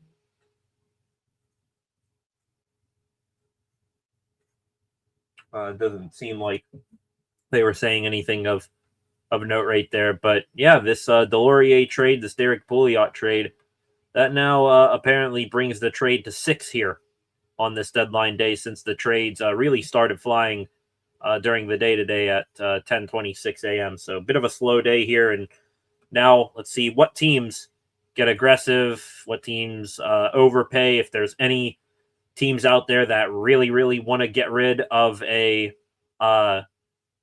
rental guy that they know for sure they're not going to bring back next year. Do they lower their price? It's a big cat and mouse game here at the trade deadline, and we'll see now who's going to be patient, who's going to get aggressive, if anything else pops off here within the next hour. 7 of you in here right now. Welcome to the live stream. On your way in, please hit that subscribe button and turn on notifications so that you never miss a thing here on the channel. Again, like this live stream, share this live stream in the comment section. Any thoughts, questions, or opinions that you may have on today's deadline, please, by all means, get in there. Had a couple of active commenters earlier, Flacco Concepts, Craig Werlow, of those sorts. If you guys are still in here, please, anything else you have to say on this deadline, go ahead and put in there right now. 1 hour out from the NHL trade deadline, and not a whole lot has happened to this point, but hopefully that is now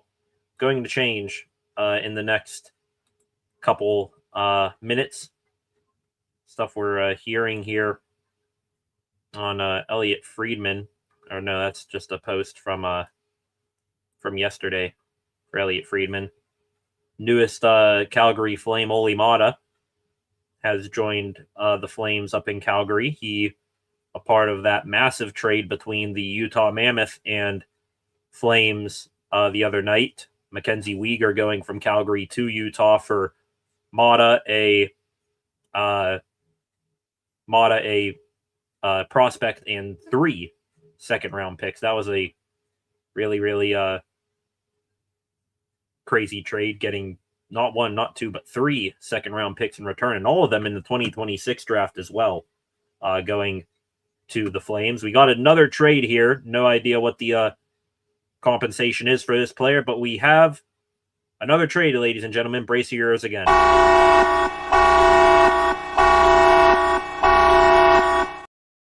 Still not a massive superstar that could get moved this deadline, but the Washington Capitals, there were reports earlier that after they shipped off John Carlson, their legendary defenseman, there were reports that they would not be done today. Indeed, they are not done. Timothy Liljegren, defenseman for the Capitals, before that of the Toronto Maple Leafs, he is now going to make a triangle, I believe, of all the places he's been. He started up in Toronto, ended up coming down a little bit to Washington. Now he's going to go all the way to the other side of the country, the San Jose Sharks, adding Liljegren. I believe there was a report or a rumbling from, might have been David Pagnotta or Frank Saravalli, whoever, one of those two, said that the Sharks were looking into adding a top 4 defenseman. I wonder if Liljegren fills that need, scratches that itch for the San Jose Sharks. Also, it was Pagnotta. I'm seeing it now here. They're lurking for a winger, so we'll see if any of that, if that other part comes to fruition here now in the next 52 minutes before the deadline. Still waiting for some other things to maybe happen here. Just like Pagnotta said, the Flyers did end up getting rid of Nick Delorier, sending him to the Hurricanes. They still could move another forward, Carl Grundstrom, and defenseman Rasmus Ristolainen. Still waiting for that. Florida Panthers, they were exploring Sergei Bobrovsky options, possibly trading their 2-time Stanley Cup winning goaltender last year of his contract. Looks like the St. Louis Blues, the last report from 3 hours ago from David Pagnotta, Justin Falk, top defenseman, I would say, that realistically could get moved here at this deadline. His price was dropping if he ended up getting moved. Not sure if that price is going to continue to drop or what at this point, but still waiting for some of these other reports, seeing if they do come true. But now, all of a sudden, since we've come back here, we have had nearly as many trades in the last 5 minutes as what we have covered to begin the first 2 hours plus of the live stream here tonight. 11 of you in here right now, here on this Friday afternoon, getting ready to wrap up the NHL trade deadline, waiting for more deals to come around. Maybe we're starting to get teams saying, screw it, more moves to be had. And oh my goodness, there it is, ladies and gentlemen. We got our first big name getting moved here today on deadline day. Aside from John Carlson, now was first in the morning. We got a big breaking news trade right here. It involves a big name. Here we go.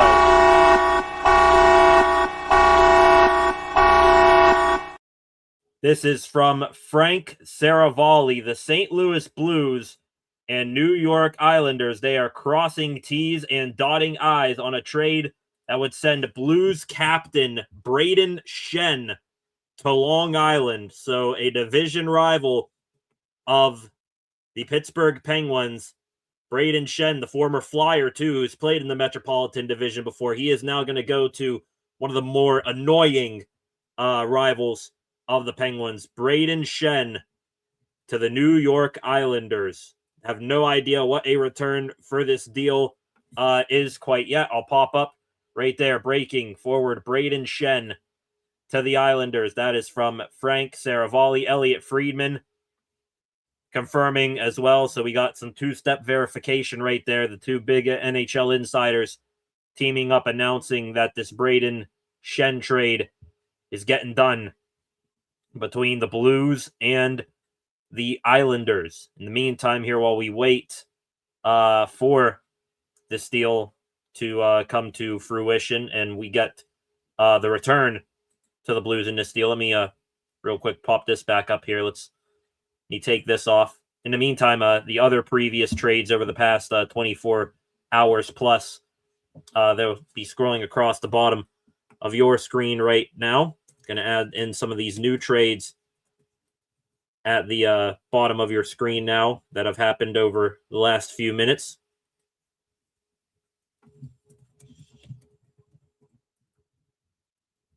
Adding in the Nick Delorier trade. Imagine if, nothing else happened today and Nick Delorier was the biggest name moved here within the final hour of the deadline.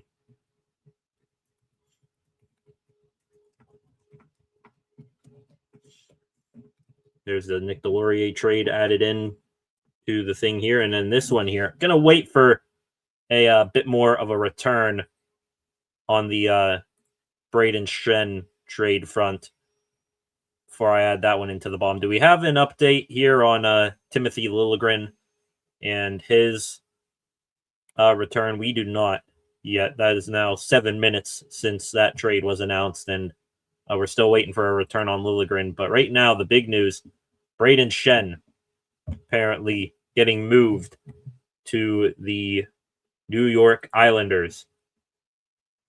First true big name aside from John Carlson, which was way early this morning, to be moved here today.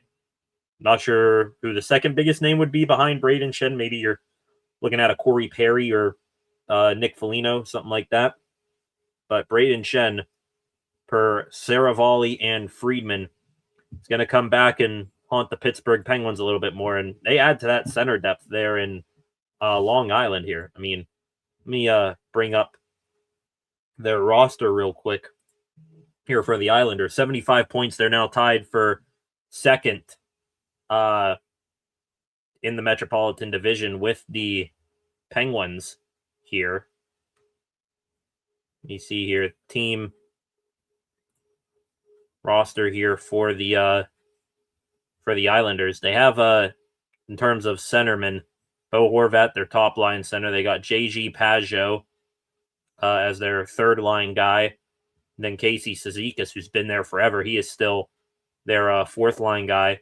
They had Callum Ritchie playing center on their second line, I believe. So now I guess they're going to give the kid a bit of a break, and they're going to be adding Brayden Schenn here to help out at center. And he's going to have a chance to center guys like Matt Barzal, Jonathan Drouin, Emil Heineman, who's having a decent year for the Islanders, Anders Lee, who's another guy who's been there forever with the Islanders. I say that, of course, presuming that the Islanders didn't get rid of any of those guys. Schenn is a big name. Maybe Callum Ritchie is a piece back in this deal. We're still waiting here. Darren Dreger now chiming in on this deal with Blues captain Brayden Schenn. We got the, of course, traditional Kevin Weeks, let me hold my phone well above my head, just shoot my forehead here and break this trade thing from a different location each time. That post is now out. Darren Drager here. Work being done on a deal to send Shen to the Islanders. Work still being done. Player approval, etc. So I guess I assume that's on Shen's end that he would need to waive his no trade clause or some sort of clause in his contract to move to the Islanders here. So most likely the deal gets done here, but let's not, get too far ahead of ourselves. We just had that whole Colton Parayko situation blow up in the face of the Buffalo Sabres, I think 24 hours ago. We do know now Penguins general manager Kyle Dubas, he will be speaking with the media coming up here at 3:15. So I'm going to take it that Dubas doesn't have any sort of plans of being super busy near the 3 p.m. deadline. Maybe a move in the meantime here within the next half hour, if I had to guess.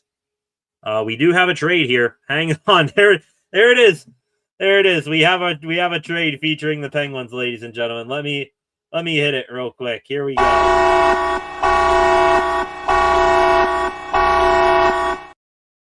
I guess this falls into the Igor Chinakhov-like addition for the Pittsburgh Penguins. Dubas said he wanted to add a forward like that. Presumably he meant a young forward that may be struggling to produce or struggling to move up the lineup in his current organization. The Pittsburgh Penguins, according to the Red Wings and Penguins themselves, they both are posting this at the same time.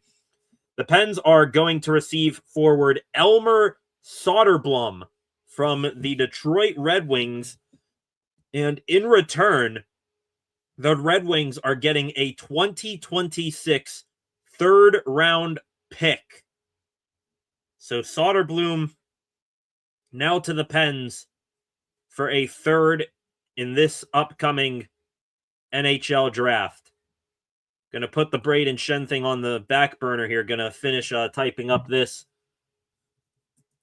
new banner here.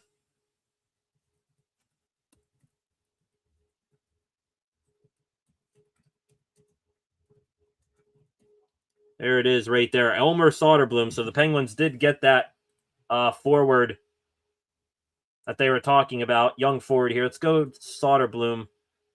Where's he at here? Let's go Detroit Red Wings.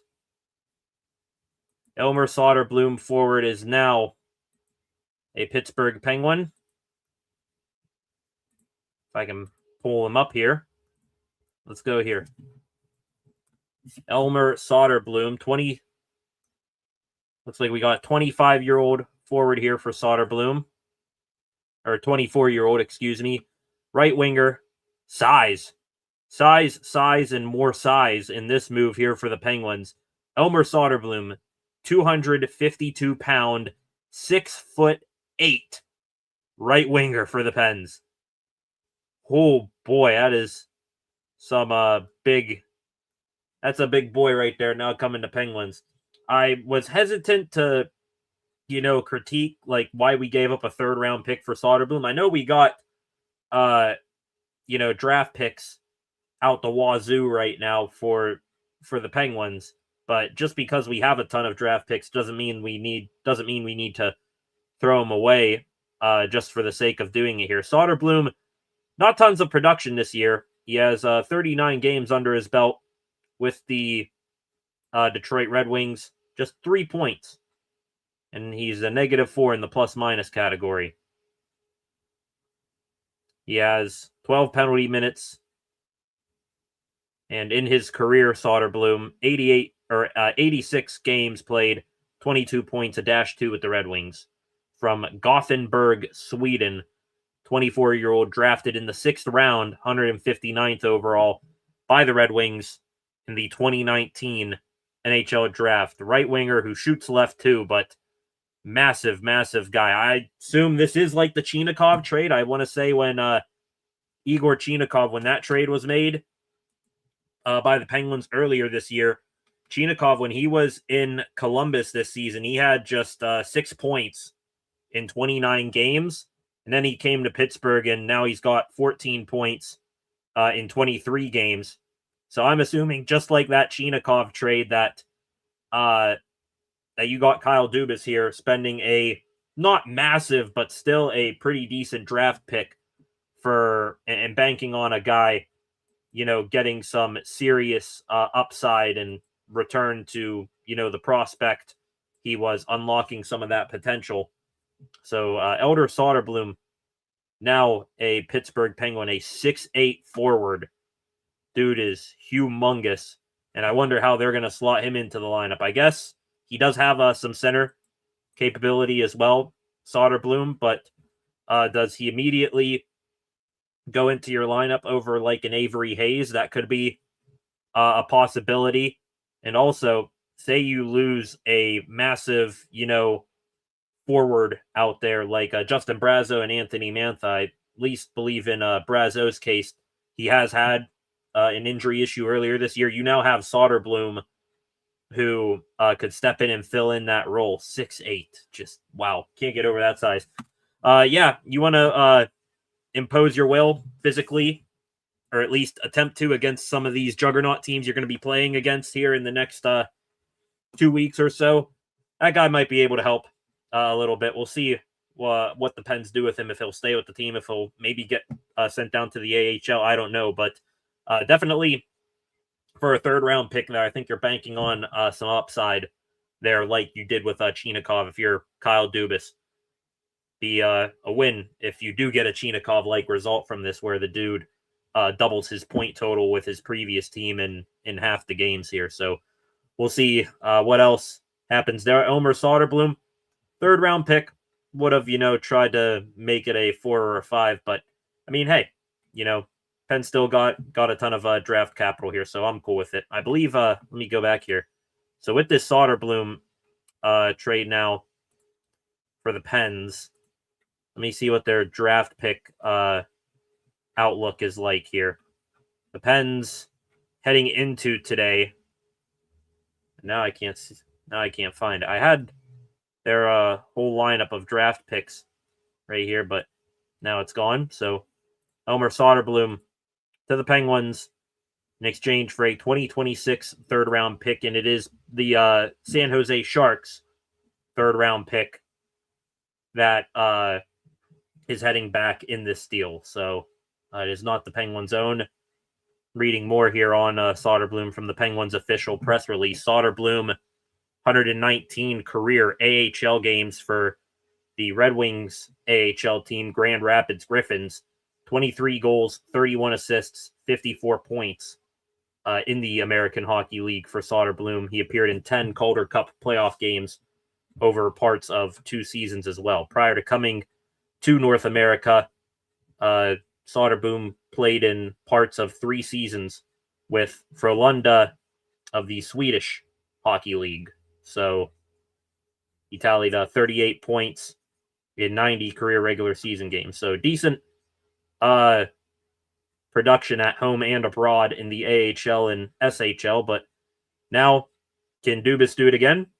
Can he, work his magic here, bring in a guy from a tough situation where he, hit a roadblock at the NHL level and gets to unlock that guy? I'm not going to rule it out. I give that trade immediate reaction here. I'll give it a B, not a B plus, not a B minus. I'll give it a B. Still upside, and that massive frame of Soderblom could be outstanding should you develop him the right way here. But third round pick, a little bit pricey, but hey, I guess that's the cost of business here in this seller's market right now across the NHL. So I'll take it. There's your Igor Chinakhov-like addition for the Penguins. And now we wait if they are going to go get a defenseman like Dubas said the Penguins were looking to do here 2 nights ago. Not much of a skater. Doesn't play particularly physical despite his size. Has high skill and a very good shot. That is from Penguins insider or beat writer for The Athletic, Josh Yohe. His take on Soderblom right there. If anybody's going to retool this kid and get him to play better. I think Dan Muse has done that with a good bit of guys already on this Penguins roster. Let's see if he can do it again with Soderblom here. We have any other updates here on the Braden Shen trade? Apparently, this from Darren Dreger. Looks like the trade has been approved by the NHL. Braden Shen to the New York Islanders. Still waiting on a return. We're also waiting on a return still from the Washington Capitals. Or no, that was to the Capitals. My bad. I said that wrong earlier. Timothy Liljegren, he is going to the Capitals from the Sharks. So the Sharks, what's up their sleeve? There are rumblings that they want to add a top 4 defenseman, and then they ship one off in Liljegren. I think you might be a little bit too late to the John Carlson party there, San Jose. Your division rival in Anaheim beat you to it, so wonder what's up their sleeve if they have another move that they are trying to complete right now. TSN makes official the Soderblom and to the Pens for a 2026 third trade. Still waiting to see if any other things pop off here. Looks like we do have a signing alert. This one on the free agency market here.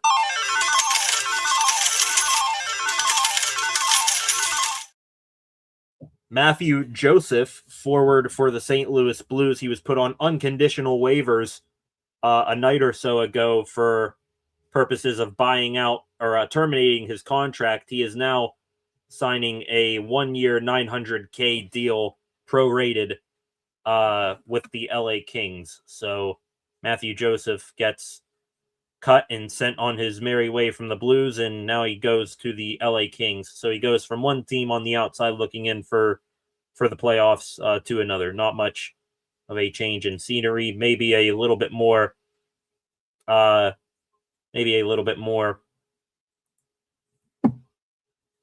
opportunity, I should say, for him there in LA. Some more here on Elmer Soderblom. Soderblom played 39 games for Detroit. 37 times he lined up at left wing.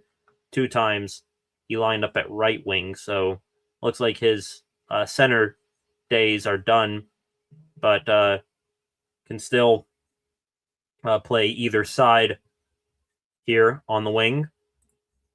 Still waiting for a return on this massive Braden Shen trade. Waiting if anything new is going to come of that. We are now approaching half an hour left here in the deadline. Until the deadline, I should say. 11 of you in here right now. If you have any thoughts, questions, opinions, reactions to these trades that are now starting to trickle in more and more as we head towards 3 p.m. Any thoughts on that? Get in the comments section right now. Started off the show, the first 2 hours of the show, we maybe had 3 trades that were made and completed while we were live. Since then, since we came back here at around 2 o'clock, we have now had 4 trades done, and have a feeling we are going to have maybe 4 more here in quick order. At least that's my optimistic hope here. Nothing yet on the Braden Shen return. You do some more digging here on Elmer Soderblom in the meantime. Has 4 game-winning goals in his career. One of his 3 points this season for the Red Wings was a game-winning goal. Hey, maybe throw this guy out in a shootout or in overtime if you're the Penguins, because, I mean, doesn't put up a ton of points, but when he does, tends to be, game winners, averaging right now 2 goals on the season. He's got 2 goals, but he's averaging a game winner every other goal. Put him in the shootout. Can't be any worse than what the Pens have been doing so far this year. See, is there anything else here for Soderblom? Not a power play or shorthanded guy by the looks of it. Maybe plays a little bit of power play, or can, but not really a guy you're going to throw out there shorthanded. I don't think the Pens really have too much of an issue with that. They've got, already a bunch of solid penalty killers. Their entire fourth line, Tommy Novak, Brian Rust, when you need him in a pinch. Justin Brazeau gets out there, penalty killing at times too. Ben Kindle, for an 18-year-old rookie centerman, he does some penalty killing. Good on him.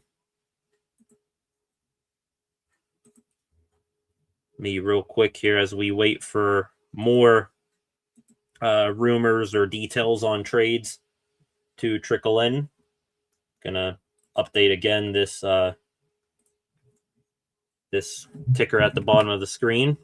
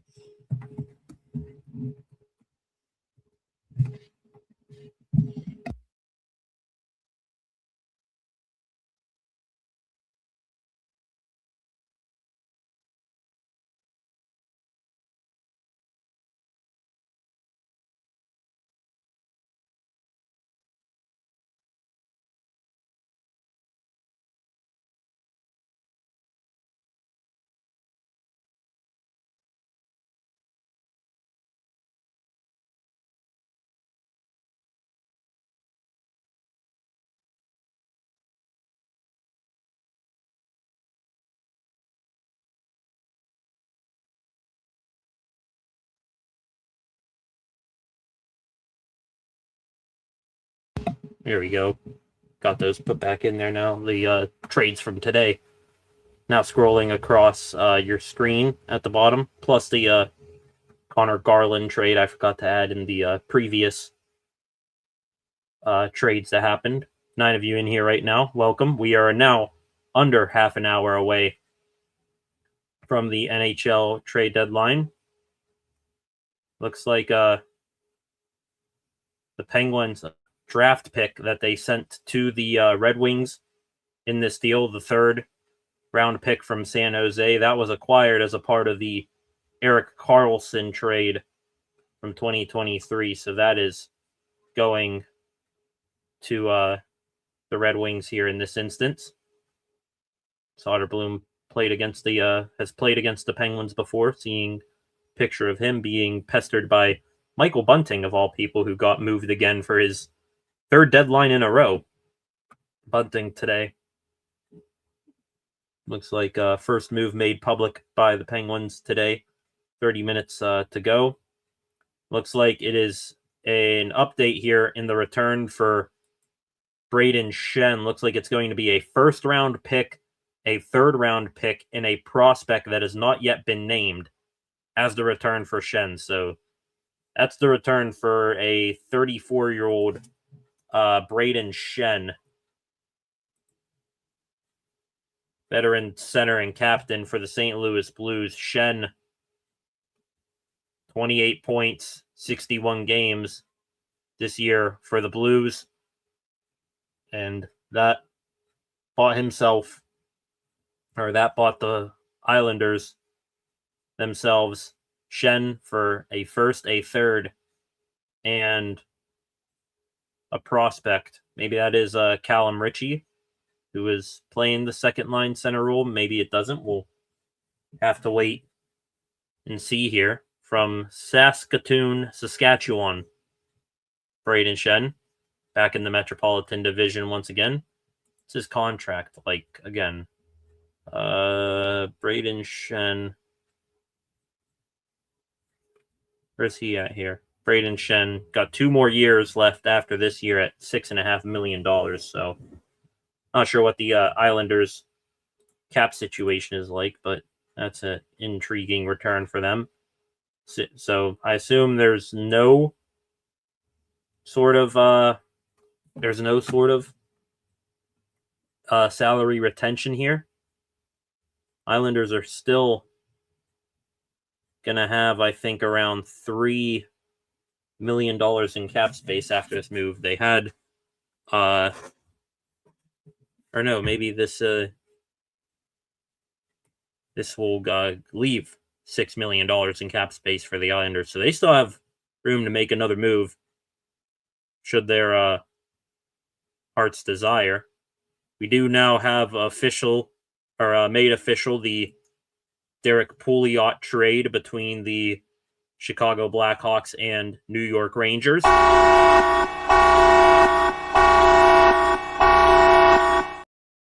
It'll be Pouliot, the 32-year-old AHL defenseman, though he might find himself back in the NHL after the moves the Blackhawks made. He is going to Chicago. In return, forward Aiden Thompson, a 24-year-old, he is heading to the Rangers here. So, bit of a AHL trade right there, kind of like the one Boston and Philadelphia made earlier today. Islanders and Blues. This is one way of finalizing a trade, and this is crazy. So the trade was just made between the Islanders and the St. Louis Blues. Right now, I think it is. Wait, who's coming and who's going here? This is hilarious here. Let me go back here. Last night, or maybe it was 2 nights ago here. Let me see. Oh, no, wait. Gotta do it this way. Here, hang on. So, last night, you had the Islanders. They were in LA to take on the Kings. And now their next stop is in San Jose. Meanwhile, the Blues, they were just in San Jose. They are right now currently in the same hotel. That is crazy. You just had a blockbuster deal between the Islanders and Blues, and it just so happens Braden Shen isn't going to need any airfare to get to wherever the Islanders are, because the Blues and Islanders are currently in the same hotel in San Jose. That is hilarious. One way to finalize the deal. Can't make it up. That was from Chris Johnston, NHL insider for The Athletic. They make a big deal. Probably the general managers, rarely on today of all days, negotiated the deal face-to-face. Shen from the Blues to the Islanders, and he only needs to walk to the other side of the hotel in San Jose. That is great. That is great. Got 14 of you in here right now. Welcome to the live stream. On your way in, please hit that subscribe button, turn on notifications. In the comments section, your thoughts, questions, opinions on what has gone down so far in today's deadline.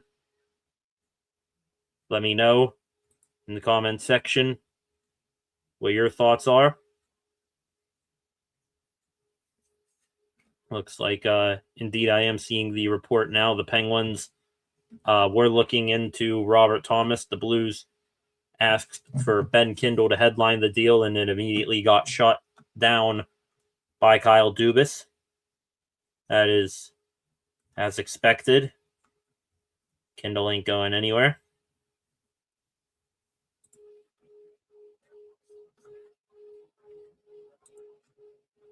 See, is there anything else here going on? Waiting for something to open up. Seeing a video here from Penguins practice today. Sidney Crosby again in a non-contact jersey. It's like he and Stuart Skinner having some fun. Could Skinner get moved here in the next little bit? Not going to rule that out. Kyle Dubas again going to speak to the media here at 3:15, or at least he's supposed to. We'll see if that actually comes true or not. Waiting over here at TSN, they are scheduling or talking about some things. Nothing imminent for a trade, it seems like they're talking about. The update again here real quick. This Braden Shen trade added into the banner at the bottom of the screen here.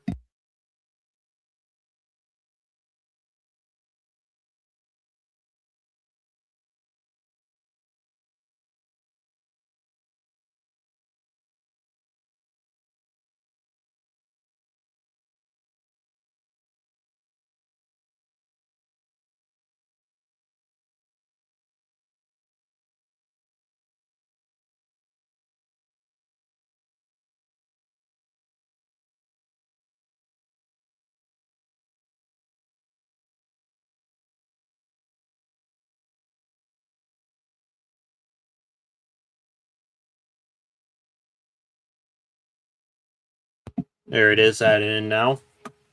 At the bottom, Shen from the Blues to the Islanders for a first, a third, and a prospect. Still waiting to see what prospect that may be.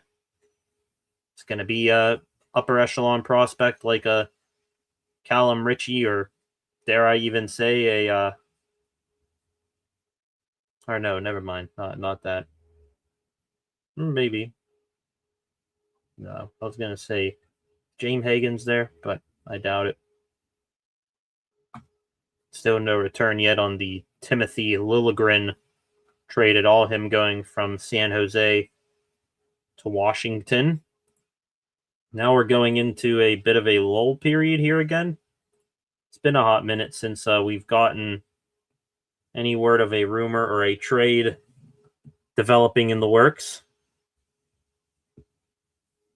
The Rangers and the Blackhawks make official that Derek Pouliot trade. I was not expecting to talk about former Penguin Derek Pouliot today. Got to be totally honest here. And it seems like every other year or something he's in the move, or he's on the move, getting traded somewhere. No idea how or why, but still, his name pops up every now and again. It's like he's a ghost that you keep seeing out of the corner of your eye every now and again, passing you by.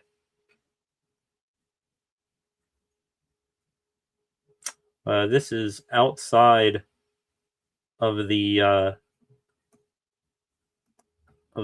Penguins talk we have today, but apparently Lamar Jackson of the Baltimore Ravens just posted a GIF half an hour ago. One word, boom. So, did the Ravens just make an addition of some sort? No idea. Waiting for that.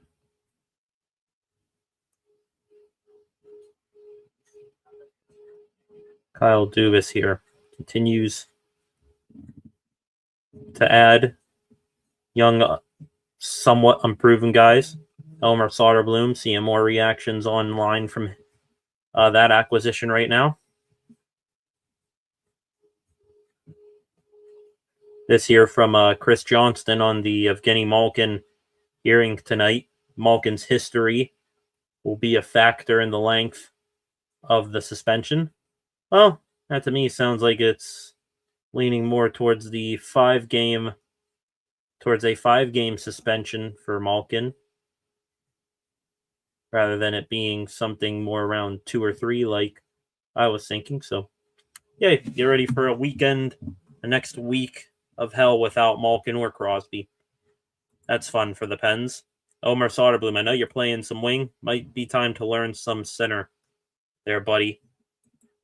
Back to the comment section here. Craig here again. Don't know how I feel about this deadline for the Pens.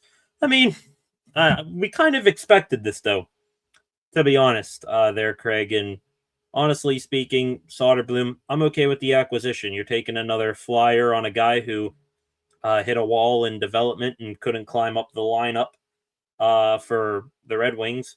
Cost you a 3rd-round pick, which I'm not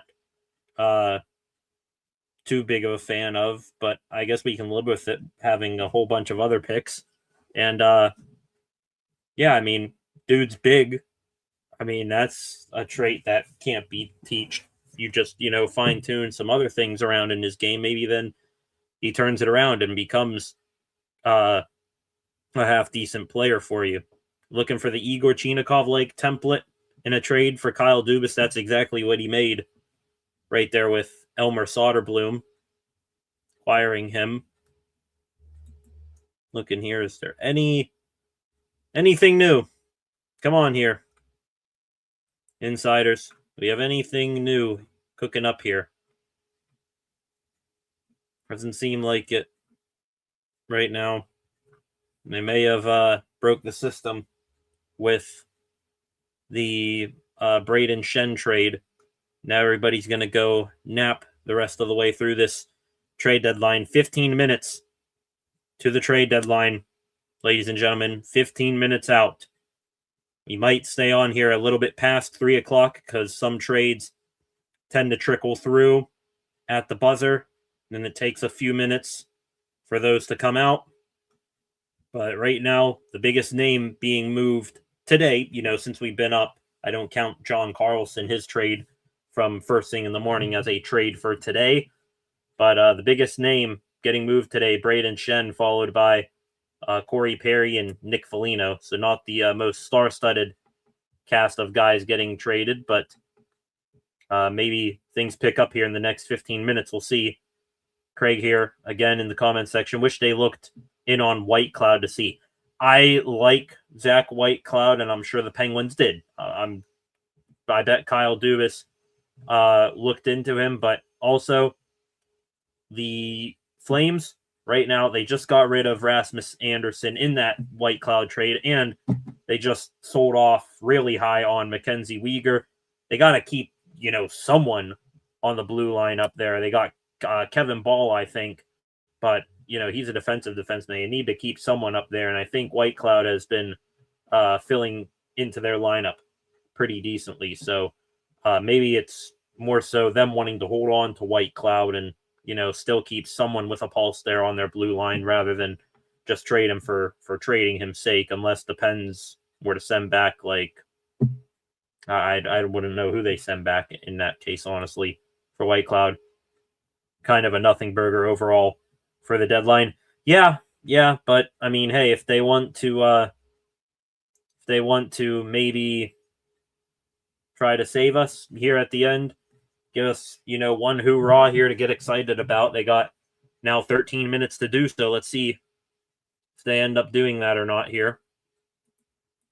Still waiting for a new bit of info, something. Give us something here for this deadline. Come on. Do we have any trade or anything here? I guess something crazy's going on over here on TSN. I have no idea.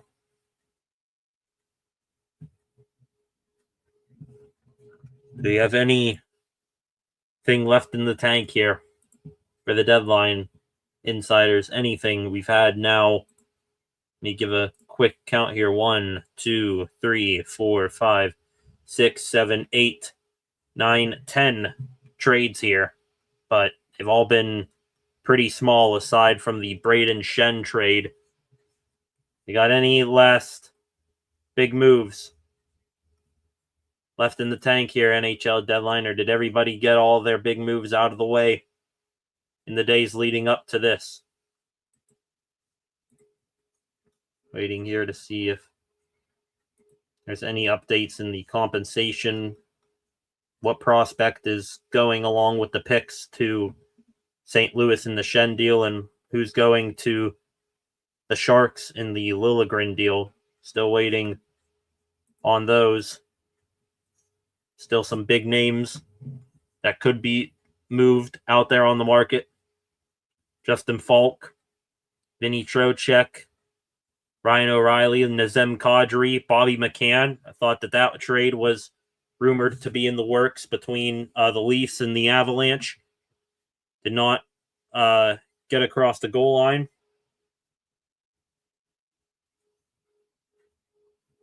Got also Oliver Ekman-Larsson available from Toronto. Scott Lawton from Toronto. Some other guys near the bottom of the list here, less likely to move, but still. Goaltenders, Binnington, Montembeault, Bobrovsky.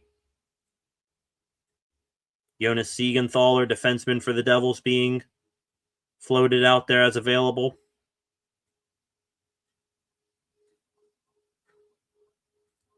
Anything left? Come on. 10 minutes away from the deadline. These 10 minutes, they are moving by slow.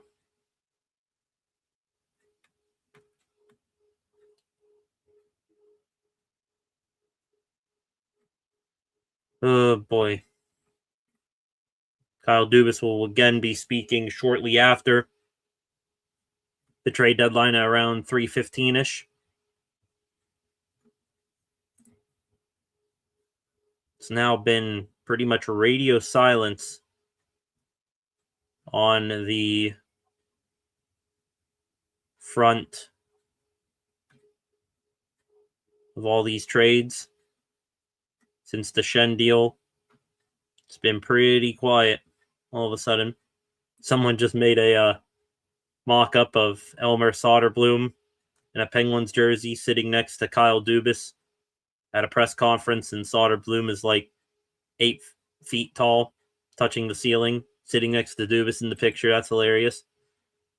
Never did I think the Penguins would be adding someone today that would even tower over, the biggest guys on the team, like Malkin and Brazo and Mantha. Those guys are like 6'4" and 6'5".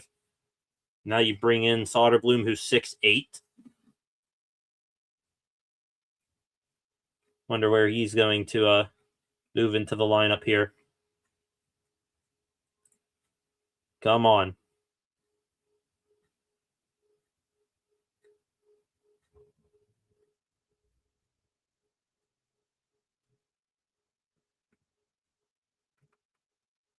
Still nothing. Come on. There's got to be something out there. David Pagnotta here. Sounds like Rasmus Ristolainen. Whoa. Okay, try that again. Rasmus Ristolainen staying in Philly. And the Canes are likely out on Vincent Trocheck. So that's another team out on Vincent Trocheck. I think everybody's out on Vincent Trocheck at this point here. Still 8 minutes now left to go in the deadline.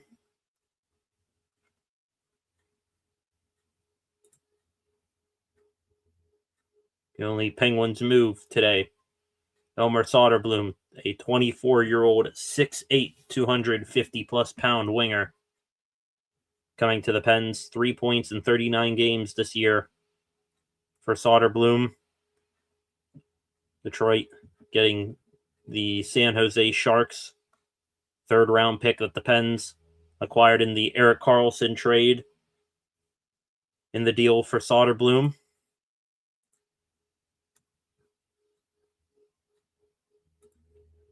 Looks like we are going to head into the deadline, or head past the deadline, ladies and gentlemen, with silence. Unless something crazy comes up here in the next 7 minutes. Craig Werlow, seems like teams that are fighting with the Pens have made moves to better themselves. Islanders, they definitely did. Hurricanes got tougher, added Nick Delorier. Did Delorier play in Carolina before? Or am I not thinking straight here? Can't remember if Delorier ever played in Carolina before. He seems like a guy that, is made to play there. Not as much as he was made to, play in Philly, but still. Delorier, Carolina, I think that's going to be a good fit. And then, Islanders made moves. So, definitely going to be tough. When do the Pens play the Islanders on the upcoming schedule here? Penguins schedule. They play the Islanders. They play them at all in this month of hell? No. So that's good. They don't play them. What about April? No. Penn's got all their Islander matchups done and out of the way. So, hey, I mean, they're literally breathing down our necks in the standings, but at least we don't get to face Shen straight away. Nick Delorier and the Hurricanes, however, we got the Canes 3 times in 3 weeks. One of the 3 or 4 matchups per week from here to the end of the month is against the Hurricanes. Looking forward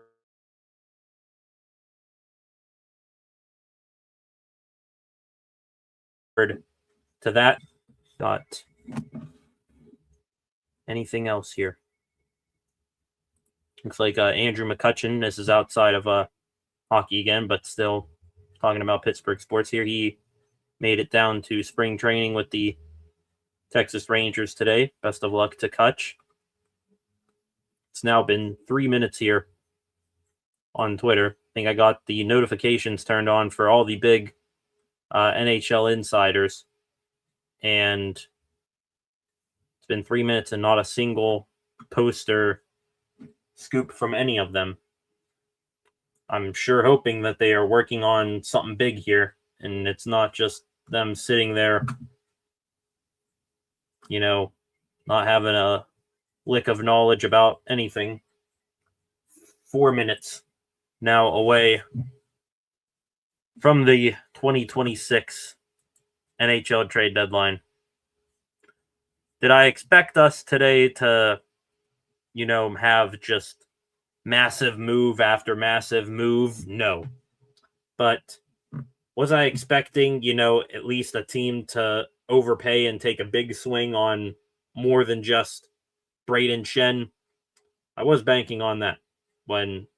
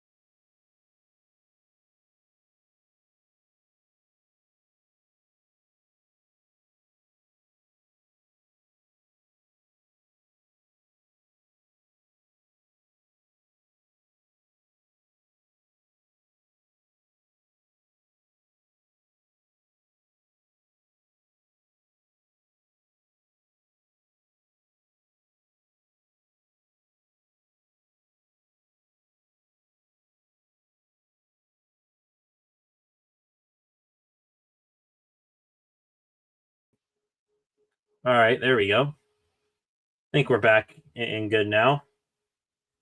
Sorry, everything went out there for a moment. As I was saying, was I expecting, massive move after massive move today? No, but was I expecting more than Braden Shen? Yeah, I was a little bit. I was waiting for one team to overpay for a Justin Falk or a Vinny Trocheck, but don't think we are going to get that here. Again, 2 minutes out now from the deadline. Anything at all officially confirmed from Pierre LeBrun. Rasmus Ristolainen is staying put in Philadelphia.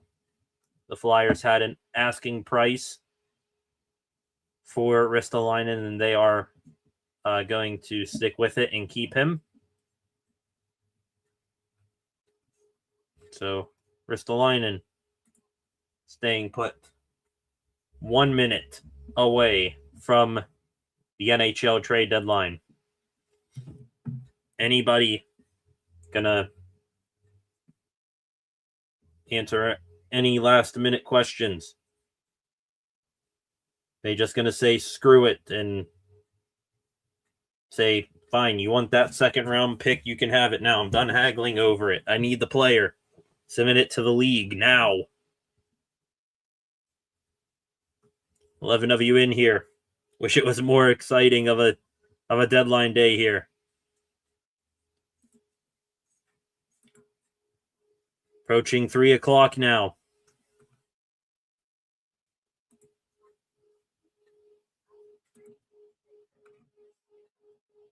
And with that, ladies and gentlemen, it is now officially 3 o'clock.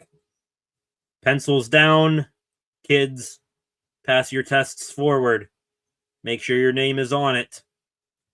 The 2026 NHL trade deadline is now past us. Let's hang on here for another minute or so, because I'm sure we're going to get some tweets now firing off left and right of maybe a last-minute deal flying in, or what players are staying put. So let's give it another couple minutes here, even though it is now past 3 o'clock. Looks like Sergei Bobrovsky is staying put with the Florida Panthers. That confirmed by Pierre LeBrun. And as a matter of fact, the Panthers working on extending Bobrovsky.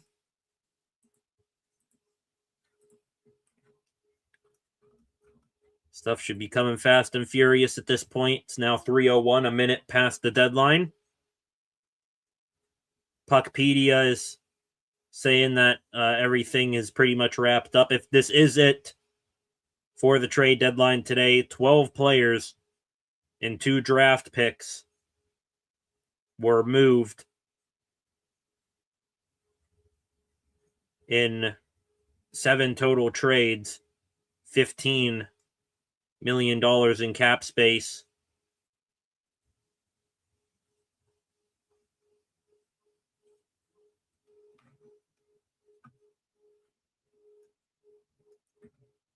See here, anything else besides that? Waiting here for another deal to come across here. Elliot Friedman, surprisingly, was quiet today, except for the Braden Shen trade. Maybe all these little ones are a little below his pay grade. The LA Kings made official the signing of forward Matthew Joseph, brother of former Penguin defenseman P.O. Joseph.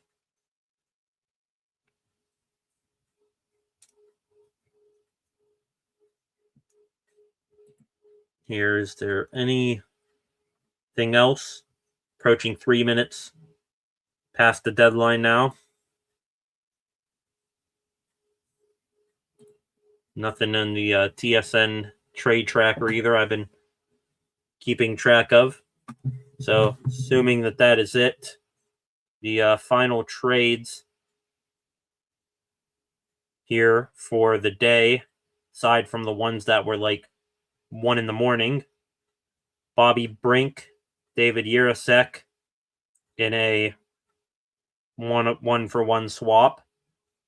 You had Brett Harrison and Jackson Edwards going to Philly in exchange for Alexei Gendron and Massimo Rizzo, a AHL trade there. Nick Foligno will reunite with his brother Marcus in Minnesota for future considerations. Foligno going from Chicago to Minnesota. Corey Perry going back to the Tampa Bay Lightning for a 2028 second-round pick. You have Vinny Hinostroza in Sunrise, Florida now, going from Minnesota to the Panthers for future considerations. Nick Delorier stays in the Metropolitan Division but moves from Philly to Carolina for a 7th-round pick with conditions on it.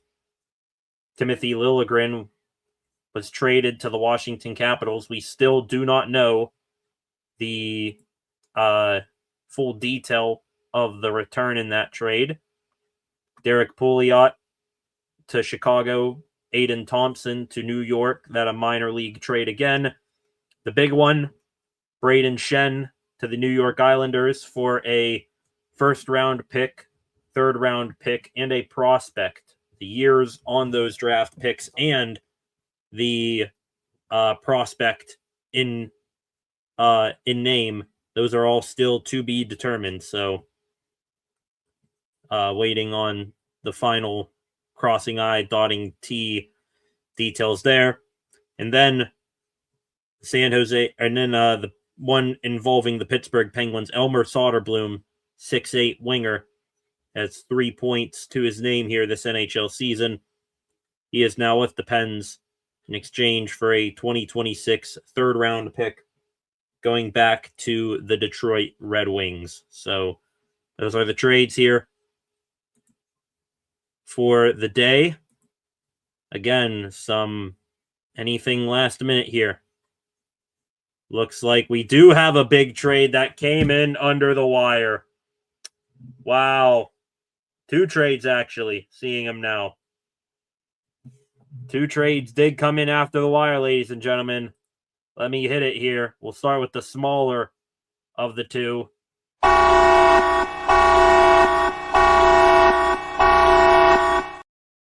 After initial reports had Bobby McCann maybe going to the Colorado Avalanche, instead, he is now going from Toronto to the Seattle Kraken. So Bobby McCann, this is per Elliot Friedman, going to the Seattle Kraken. We'll wait for a return on that deal. Also, this one, a trade, the other of the big names that could be moved today.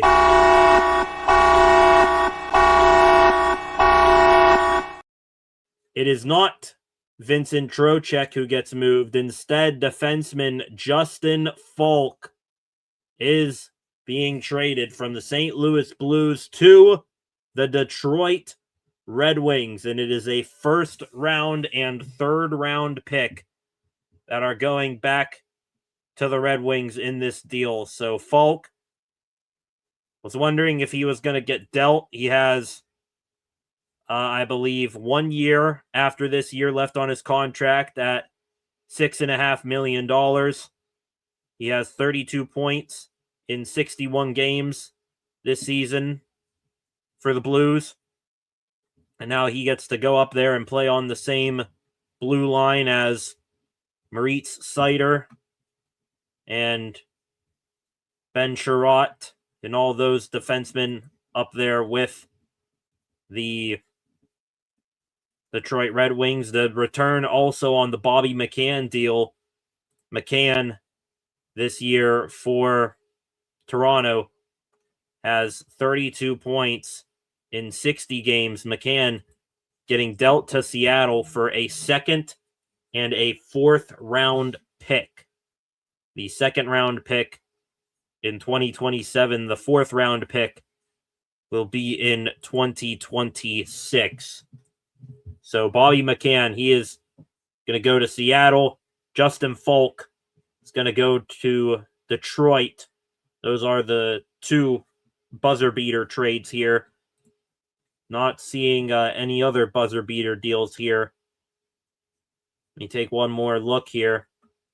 Justin Hall, defenseman for the Red Wings. He is going to St. Louis in this deal as well, on top of the first and the third. So add that guy on there to fill in for Justin Falk. We got a third trade here to talk about here at the buzzer.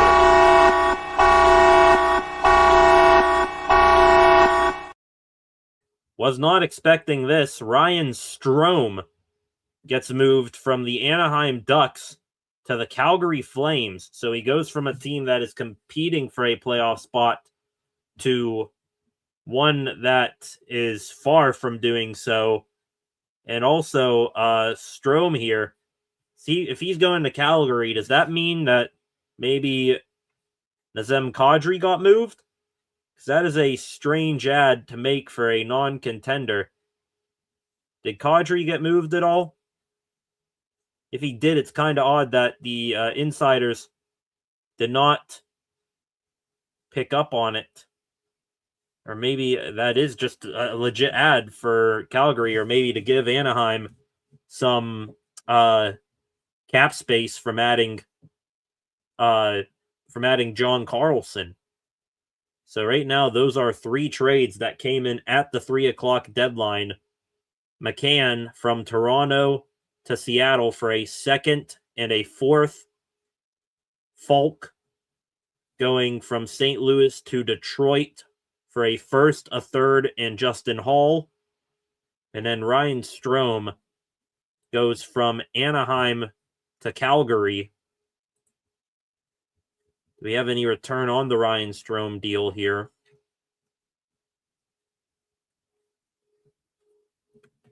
Nothing yet on anything surrounding Ryan Strome. So those deals, those are the buzzer beaters. Those three. Frank Saravalli confirms that Vincent Trocheck did not get moved. So Trocheck stays place in New York. AJ Greer, forward for the Florida Panthers, he is staying as well, despite tons of interest around him, per David Pagnotta. And Frank Saravalli, with the compensation here for Ryan Strome, looks like Strome to the Flames in exchange for a 7th-round pick. Strome struggled this year, has 1-year deal left on his contract at $5 million. So a bit of a move there for the Ducks to maybe get a little bit of cap space after adding John Carlson, and also just move off of a depreciating asset at the same time. So Vinny Trocheck, honestly, the biggest name forward-wise that could get moved this deadline. He is going to stay put. Per Frank Saravalli, anything else left here?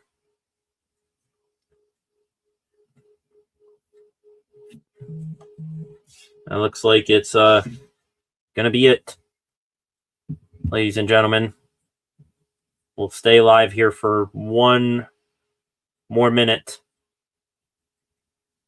See if there was anything, but it's looking like it's going to be it. So 3 trades at the buzzer after a lackluster day.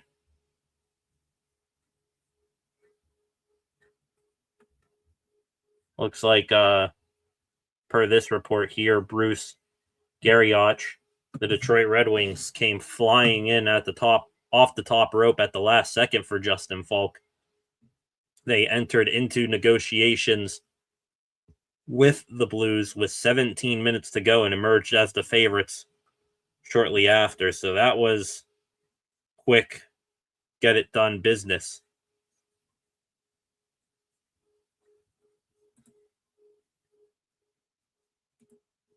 So looks like that's going to be it. Eric Halla stayed in Nashville as well.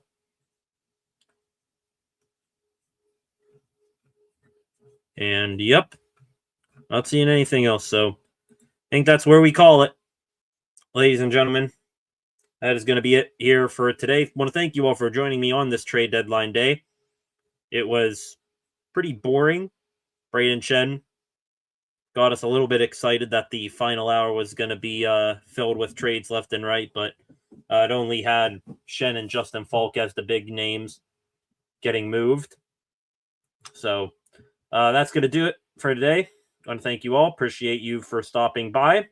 This was fun, and now we get to anxiously watch the Pittsburgh Penguins and how the rest of their season goes. They're going to be without Sidney Crosby for at least another week, I would think, with his injury, and Genny Malkin maybe getting suspended on top of it. So that's going to be fun to watch the Penguins try to win in this gauntlet of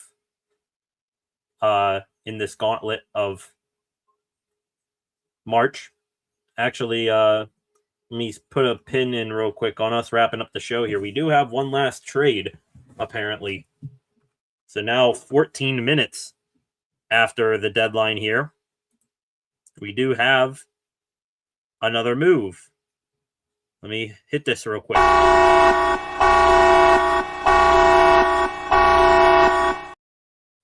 Looks like Jonathan Drouin is no longer a member of the New York Islanders.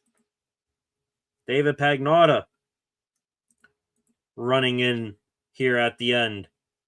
Drouin is a part of the deal going back to the Blues.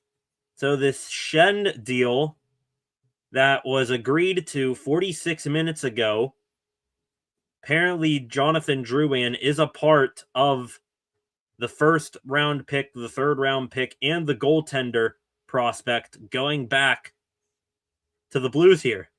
So it's not a new trade. Jonathan Drouin to the Blues. Wow. Okay, so that's how we end it. With a weird last-minute tweet like that. Awesome. Awesome deadline day. I'm hoping that my sarcasm is being picked up by the rest of you. So now that's going to do it. I'm not anticipating anything else coming in here in the next few minutes. So trade deadline day, all wrapped up. And now Kyle Dubas, Penguins general manager, going to speak here momentarily. I'm going to tune in to see what he had to say. So thank you all for watching. Have a good rest of your Friday.